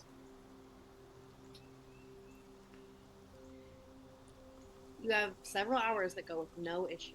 Are there any conversations? I'm talking constantly. This is so cool. Look at this purple grass. Oh, we're all purple. Oh, Mickey, just like you. Like this is where you're from, and it makes sense to me. Oh, why are we all purple? Do I have an earplug? Bolo, you would also make. I'm gonna check. Do I want you? Never like a Make an insight check. Insight check. Okay. 13. There's something about this journey that you are excited, and you're excited about everything around you, but at the very bottom of it, there's kind of an uneasy feeling. You can't Okay. quite put your finger on it. That does not impact my outward demeanor whatsoever, but I do note it. If you at any point want to like sit for a minute with it and focus on it, I'll let you make another insight check. But if you want to just like keep pushing it down, that feels accurate. I will push it down until it becomes until I can't not notice it. Okay. I would say it is pretty close to the end of the few hours that we're in right now. I would say maybe 5 hours have passed. And it just, I would say with Bolo's disposition, it's not even like, oh man, like I can't not think about this. It's more like, we gotta figure this out. It's like a puzzle that he's trying to figure out. And I will let you make another insight check to see if you can figure it out. Do any of you people who eat need food? Your horses would have been stacked with like whatever your ideal travel food was. Actually, in fact, I got a bag of rocks if anybody needs that. well, actually, we'll get to that in just a second. Matt. I got a 21. A 21. Okay, so it's been a long time since you were here, but you've been on this road before. You made this trek and this trek in reverse many years apart when you escaped from Mombi's farm. You would have taken the Emerald City, taken the Yellow Brick Road out of Gilligan country and kind of around the outskirts of the Emerald City to get back to Munchkin. Wow, this is... I don't know, maybe Mombi's farm is on this road. Mombi's farm. You guys, I'm sorry I forgot to give you something. You also would have had on the horses a map of Oz. For legal purposes, this is made by the National Oz Club or the official Oz Club. I don't own this map, but it's a great map. There are things that are not 100% accurate to our story, such as this map says dragons. That's not where the dragons are, or the dragons aren't on the map. There might be spots where they know certain dragons are. For example, there are like some dragons that are really dangerous, and it's known that like in that time that area needs to be cleared, so those are marked. But there's not just like here's where the dragons are. It's a little hard to see, but you can zoom in on specifically Gilligan country. So as you can see, as you guys travel, Yellow Brick Road, it doesn't come just to a complete stop at any point. It sort of eventually fades. There's a couple less bricks here and there, and by the end, there's not a whole lot of road at all. You would have everybody make an Arcana check. 7. Nice. Really would love to roll higher than that eventually. 7. Nice. 16. Great. Also 7. Really? Whoa. Yeah. Okay, so you know what, Bolo, you would have had advantage on this actually. Oh. Yeah, but Heck then yeah. but it's 3 7s though. Oh, I rolled a 1. Oh, great. So you don't know anything. So still You know 7 less then. than you did before. But Mickey, you would know and instinctually like reach into your saddlebag as you're riding because you know that these saddlebags are enchanted. There is always food in them. There's always rations.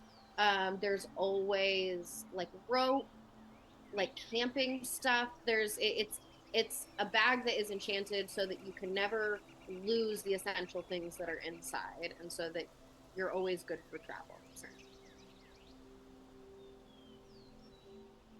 Well, So you guys would see Mickey reach into her saddlebag and at least know that there's food in it.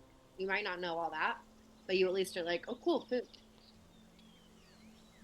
So as the Yellow Brick Road kind of comes to an end, you guys start to near the base of this huge, huge mountain.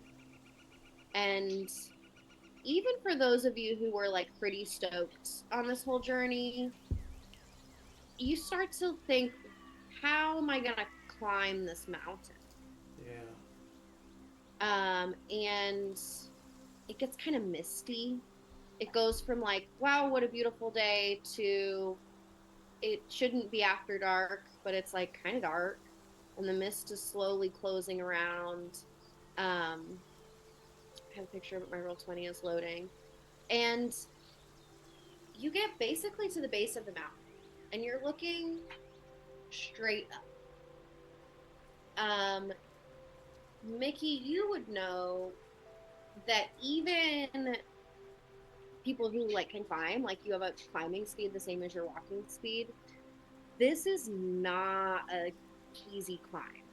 It's pretty much flat rock, so there's not, even if you're a great climber, there's not a lot to climb onto. It feels like an impossible place for a city to be on top. And just as you guys are all kind of having that same thought, you hear some like giggles from around behind a big rock. Hello? Nothing. Whoever's giggling has to tell us. We don't know them. Just be cool. But it would be cool to know people. I don't know if that's true. Until they kill us. Hi, my name is Rocky. You hear again what sounds like a few giggles and a, oh, that's a good one. Oh, we're never going to make it to the end of this mission. Okay. Just so you Well, know, Rocky. I do have a big sword. And maybe you should go around the rock and speak to them. Oh, okay. I get off my horse and I go behind the Very rock. easy. Does anybody follow, or does Raku go by himself? I'm definitely following. Do you Okay. stay on your horse, or do you get off your horse? I get off my horse. I'll Rocky stay on my Jr. horse. You stay on your horse? Yeah. As you come around the corner, a big looming presence, Rocky, you don't see much of anything. It's really, really foggy over here. You still hear some giggles. And out of the mist, as soon as Bolo rounds the corner, comes what looks like a woman made entirely of mist. And she goes right up to Bolo's horse and says, "Oh, a horse! A horse! You have to come see the horse!" And she starts petting the horse. Oh, hello. Yes, this is my horse, and it's very nice to meet you. My name is Bolo, and this is Socks. And She I'm looks up kind of Rocky. startled as you speak, and then startled again. Says, "Oh, it's time! It's time!" And out of the mist come two other pretty much identical women made of mist. Let me show you their little illustration. Is their name Misty? And I don't know. I don't think Rocky or Bolo would know what these are. No idea. See, Mickey, they're not gonna kill us. They're nice. Oh, yes. Very, very nice. Who are you and what are you doing? I'm We are on Rocky. a very important mission. Oh, are you wishing to climb up and up? Yes. And another one of, they all sound exactly the same, so it's kind of disorienting to hear like the same voice almost coming out of like four different people. And what is your business up and up? I kind of I'm like pull at everybody. I'm like, I don't know, you guys. This feels a little sketchy. As soon as you turn the corner, Mickey, make a nature check with advantage.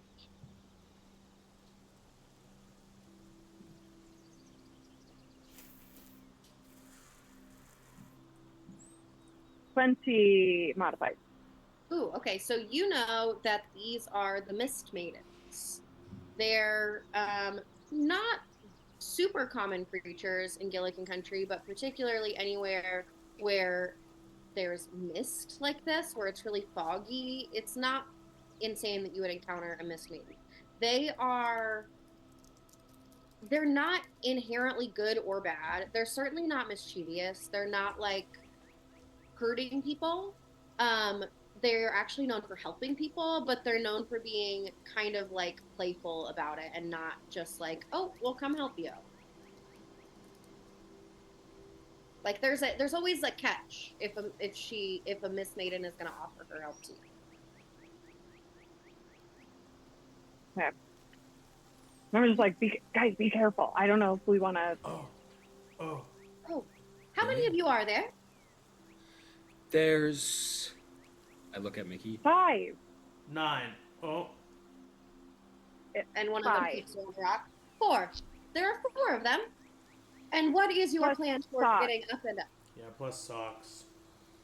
Yeah, Socks. there are 4 of us total. Well, and then there's also the horses.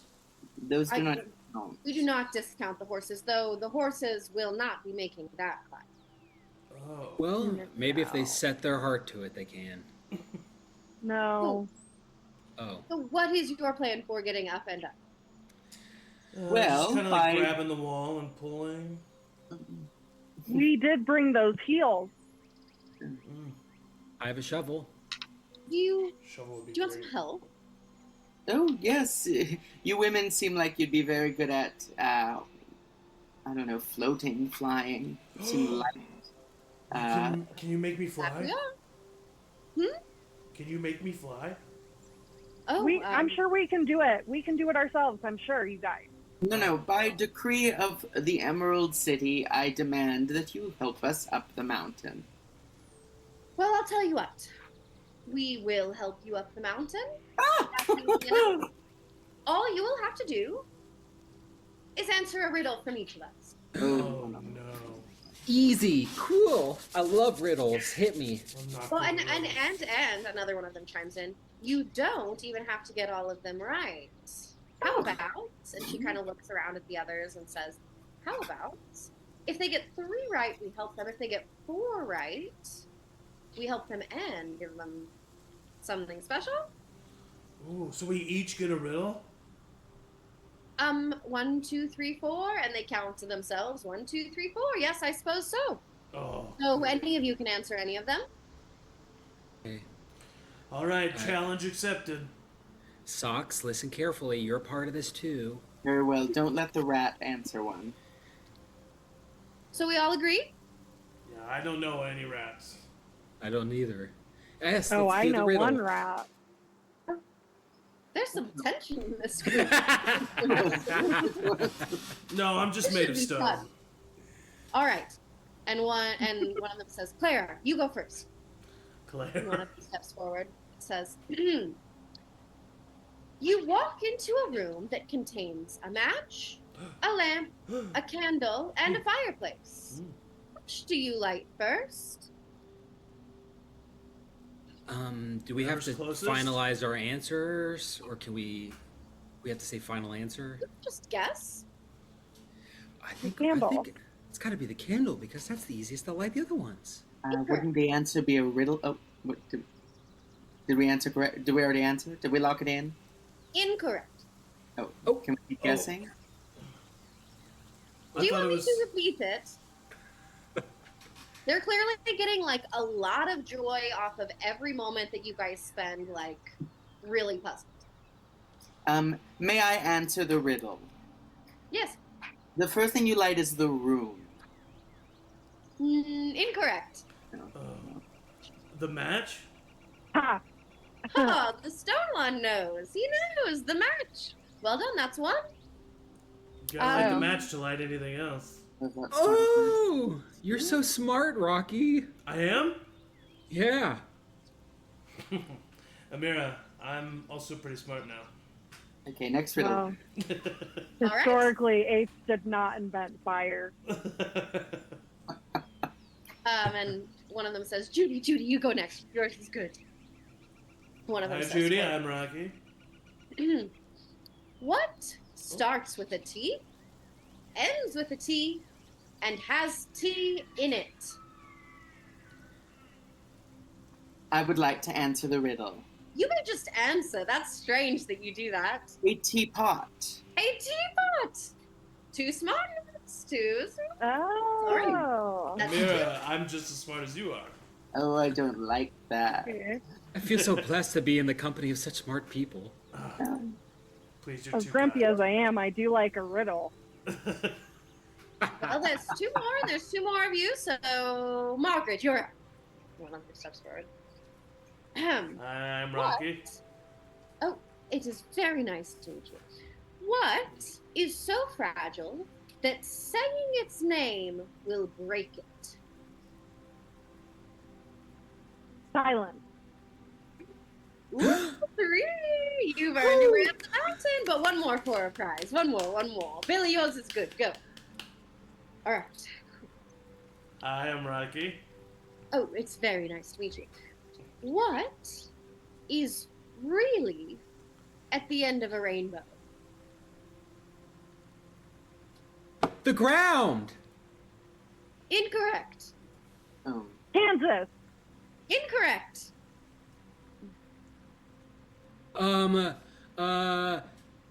Purple. Violet.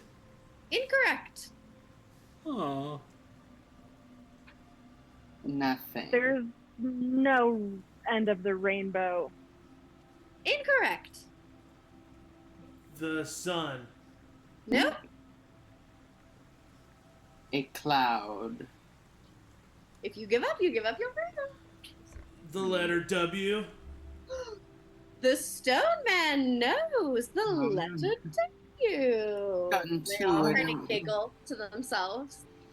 Amira, I got 2 right. Rocky, I You know got... you could read, man. I'm having a crisis. I can read, yeah. I read Harry Potter.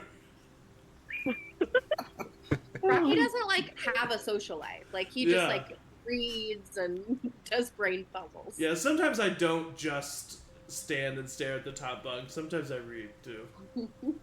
You used to read the inscription next to your statue every day. Mhm.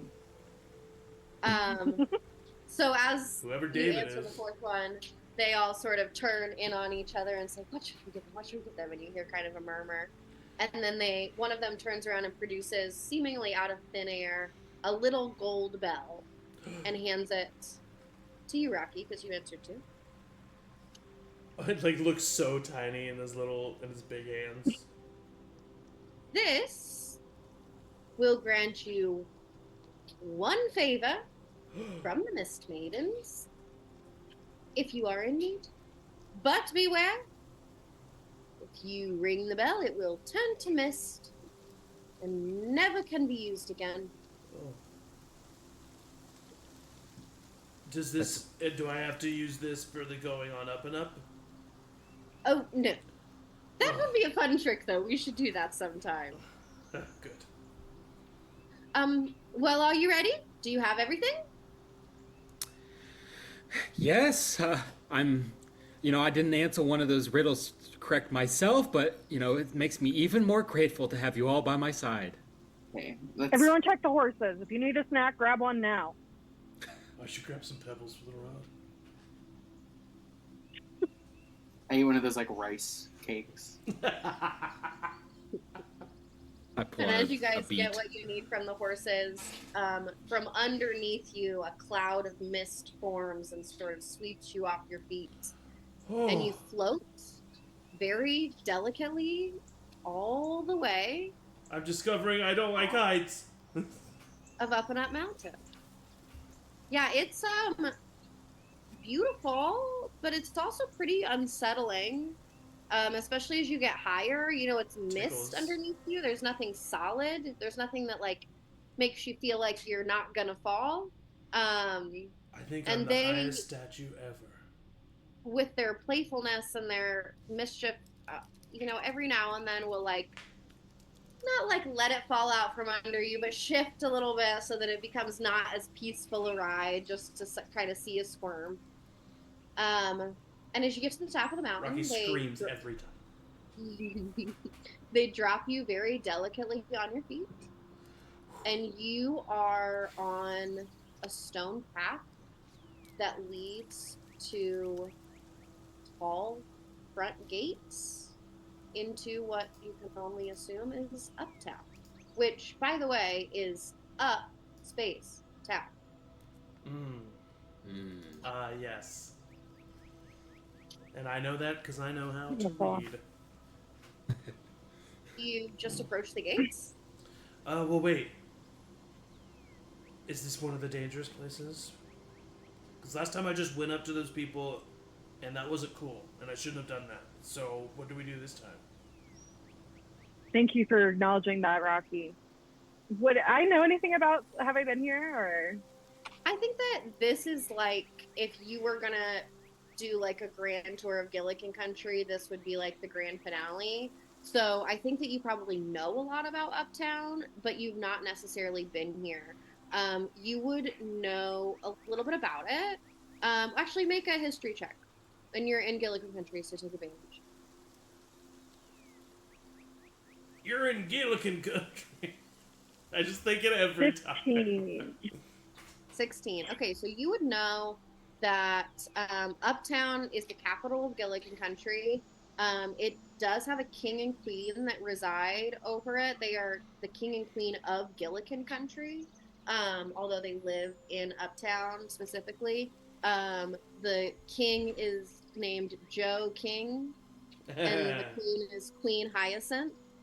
I didn't make these things up. And you would also know that Uplanders is what they are called, are not known for being friendly people. It's a big town. The king and queen aren't known for being like cruel or anything. They actually were appointed by Ozma, so they have a respect for Ozma, and there's not like any sort of animosity with like there being another ruler, but the citizens are just like unfriendly. Everybody in this city is just sort of known for being a little brash, a little unfriendly.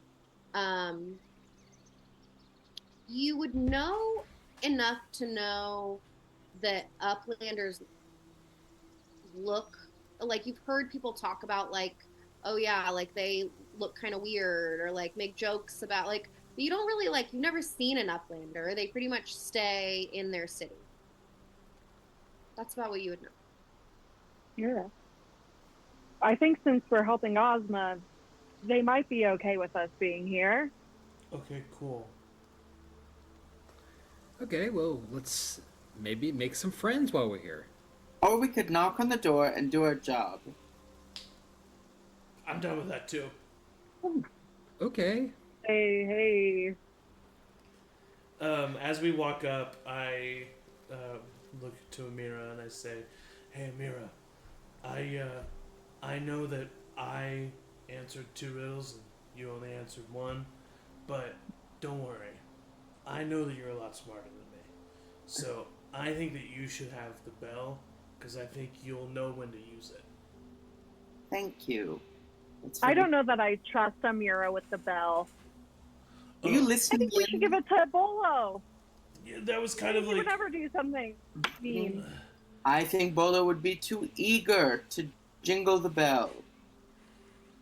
I would love to jingle the bell. Exactly. My point has been proven almost instantaneously. Listen, in my defense, I'm the one that answered 2 riddles. I was the smartest one. Yes, and you were smart enough to give me the bell, and so I will hold on to the bell. You know, we listened to you about making sure we check in about stuff before we do it, so now we should listen to Amira and trust her with the bell. Thank you. I don't know if that's how that works, but Everybody okay. has the best of intentions, and no one ever has anything else going on.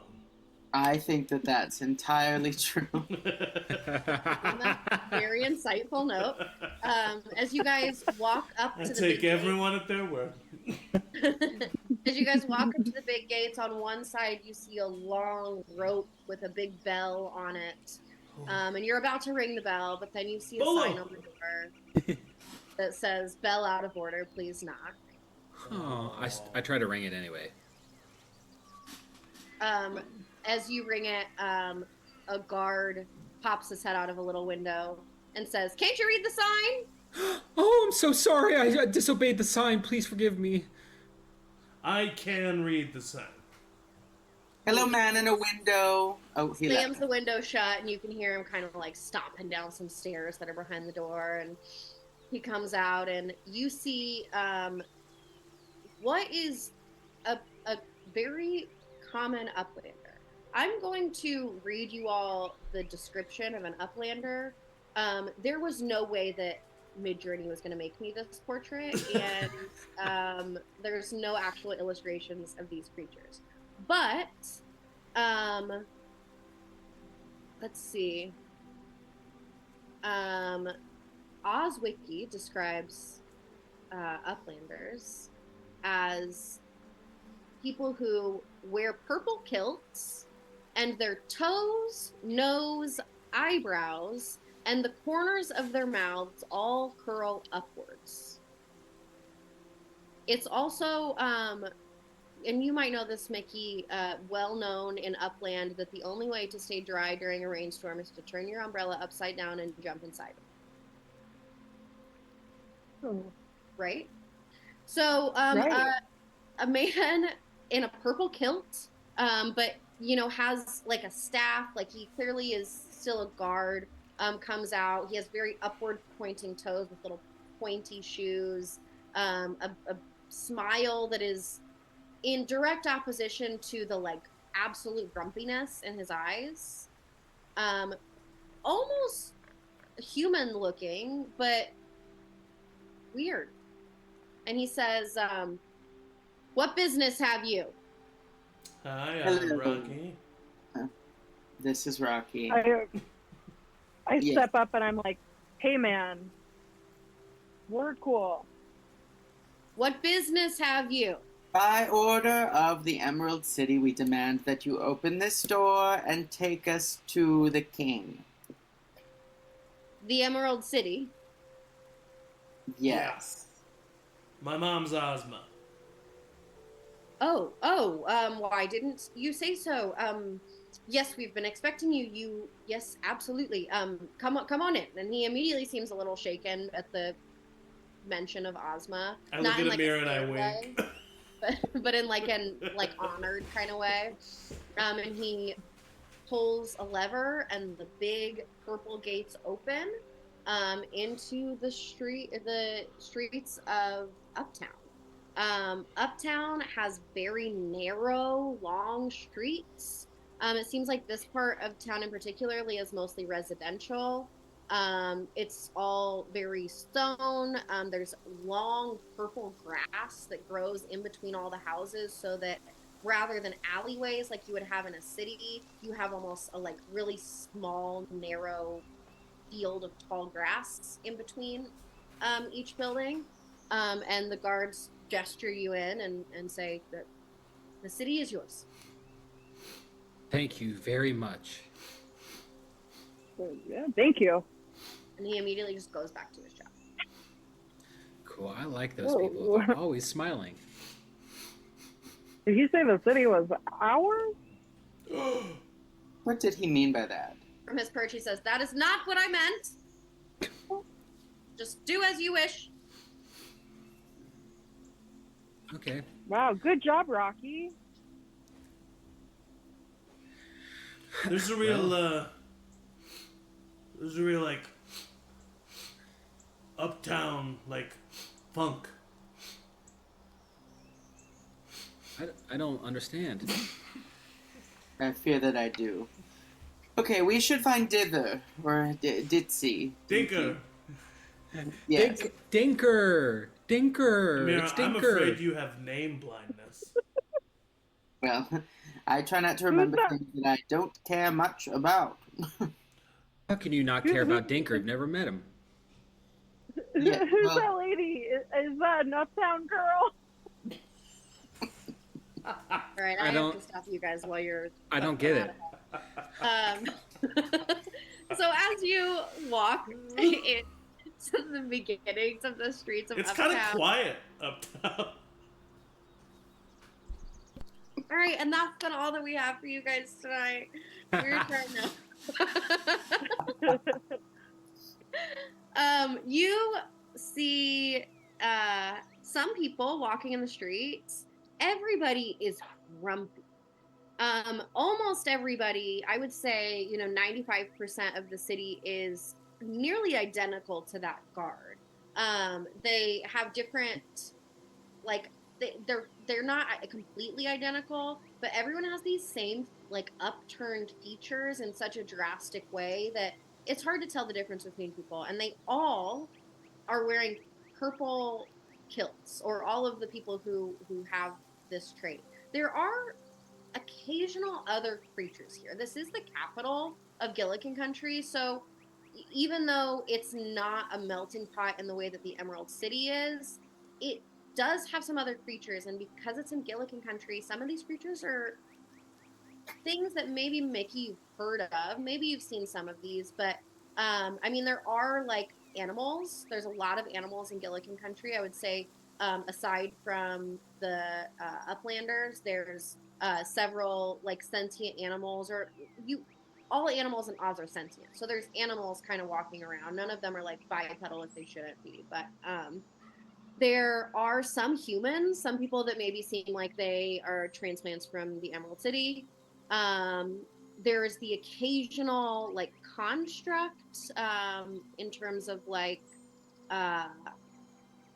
Rocky or Jack, or objects brought to life.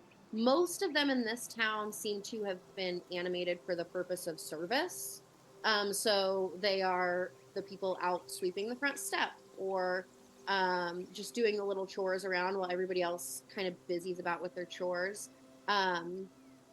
There's also these creatures, which I'll have you roll for in just a second, but you see these creatures that are tall, much taller than anybody.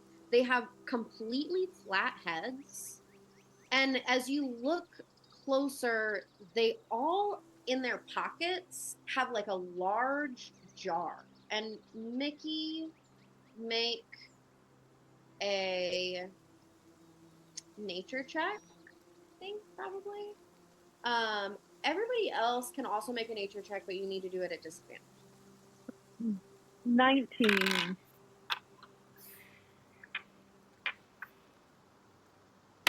I don't know.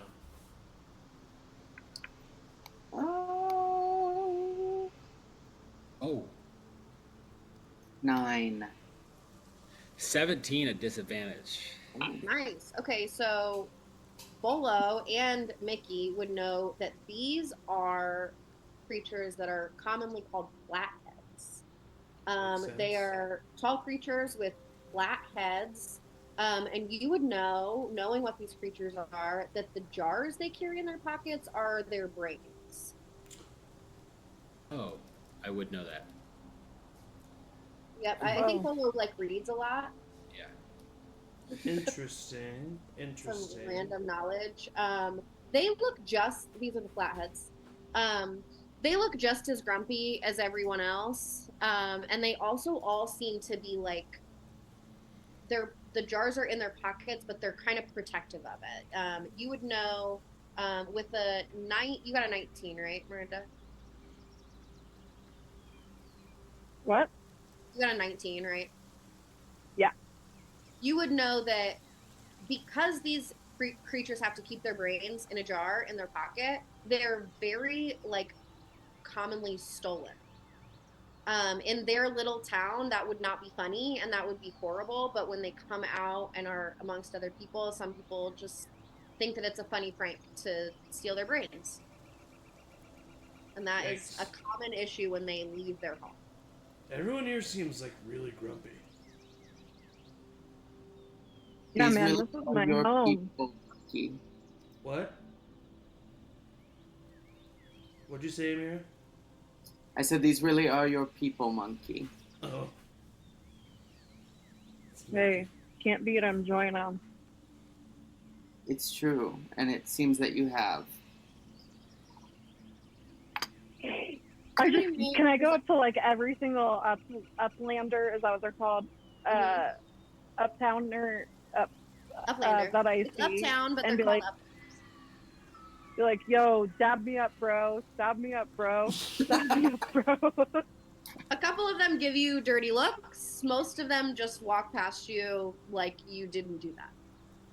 Some of them even walk into your hand. Classic Gilligan not doing it back.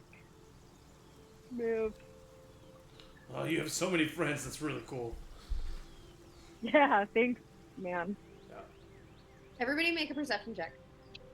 Oh, something I could maybe do. To see if Mickey has friends. Nope, that's a natural 1. If you put your glasses on, you would have some sort of advantage. Oh, yeah. Okay, well, I will. Well, I will. Let me roll those again. I got a What'd you get? Oh, did not help at all. 10.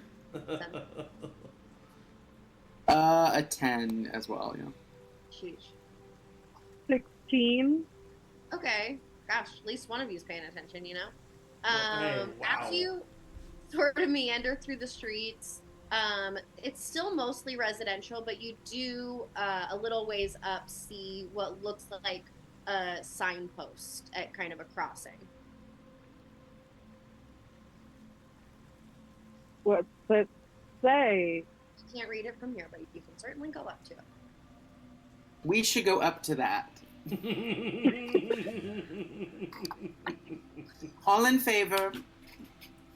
So you go up to the I side. give Amira a high five. Ow. And it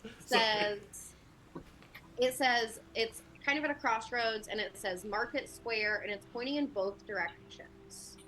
But you realize pretty quickly as you kind of look at the road in both directions that they just go in a circle, and they join later on. So all you have to do is keep following that road to get to Not a Market Square. super useful signpost. Which way's the market and which way's the square? Don't you see why everyone's so grumpy here? Yeah. This bullshit. Yeah, this place sucks. Well, maybe while we're here, we can spread some cheer. That rhymed. Do you guys Cool. go to Market Square? You do. Yeah, I skipped. I'm towards it. following all these people. Yes, as you- I will do that. As you get to what must be Market Square, it's just sundown. It's just gotten dark. You guys seemingly got here right when you needed to. And for a minute, you like don't think that you're even in Market Square because you look around and all of the shops are closed. Like, yeah, it's sundown, but there's almost no shops open. You start to go up to some of the doors, and some of them have signs that say open 1 to 1:15 daily. One of them has a sign that says not open, better luck next time. It seems like the grumpiness of this town bleeds into how it runs its business. But as you sort of walk along the shops, you do see down a little alleyway one bright beacon of light because it is the only shop lit up. And you see, wait for it. Wait for it. You see what you have to assume is Dinker's shop. Ozma said it would be closing around sundown. And it's sundown, and it is the only place that is not completely abandoned. So as you walk up, you see this building. It's purple like everything else, but doesn't quite match the kind of rigid stone structure of everything around it. There's a lot more like intentional like potted plants. There's a lot of flyers and signs. It seems like more of like a community place, and there's a big sign on the front door that reads Dinker's Shop of Smokables.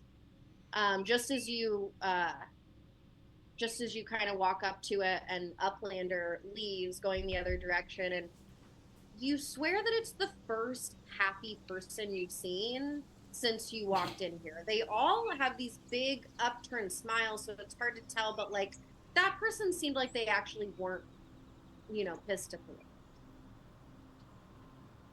Okay. That looks this like the place. Dinker. Gotta love Dinker. Do we gotta love him? We gotta Yeah. love him? Gotta love him. Okay. That's right. I'll try my best. I haven't met him. I don't know if I love him. I love everyone until proven otherwise. You love Okay, me? we should go inside. All in favor? Maybe. High five. Okay. Yeah. Oh, every time.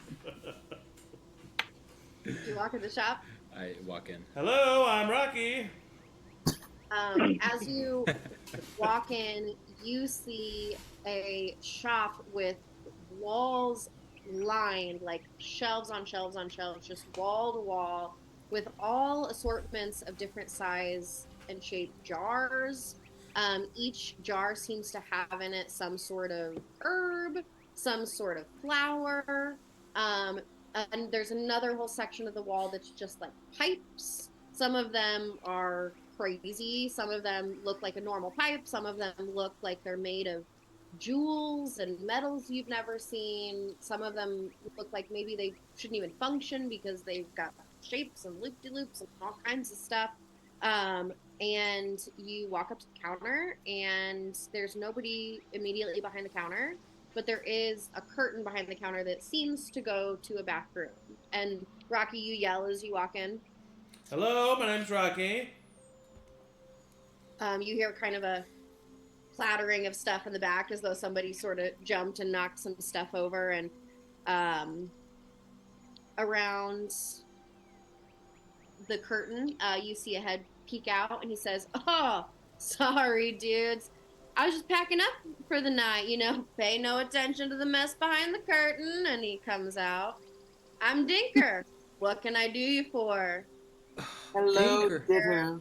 And that is Dinker. where we end our session, but I want to show you Dinker. Ooh. Oh, Dinker. okay. Oh, nice. Amazing. Purple So Shaggy. you guys have made it to your destination, and hopefully he'll tell you something about the dragon. Okay. Wow. This was so Thank you fun, guys for Emily. playing. Great. So Nice. fun. I'm so excited I love to keep this shop. going. I want to own it. I know it's Yeah, I know, actually right? fun fact about this shop.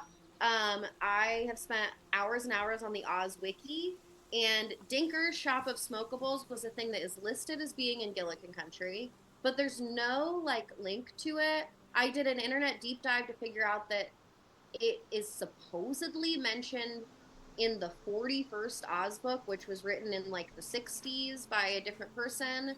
But I like tried to find transcripts of the book. I tried to find summaries, and I could not figure out what the heck this shop was. But it was too good to not create. So whether it Yeah, actually exists, So we're creating our own canon here. yeah, Yeah. exactly. Exactly. Well, thank you guys. Tune in next week, same time, same place, same thing. And as always, everybody say bye. Bye. Bye.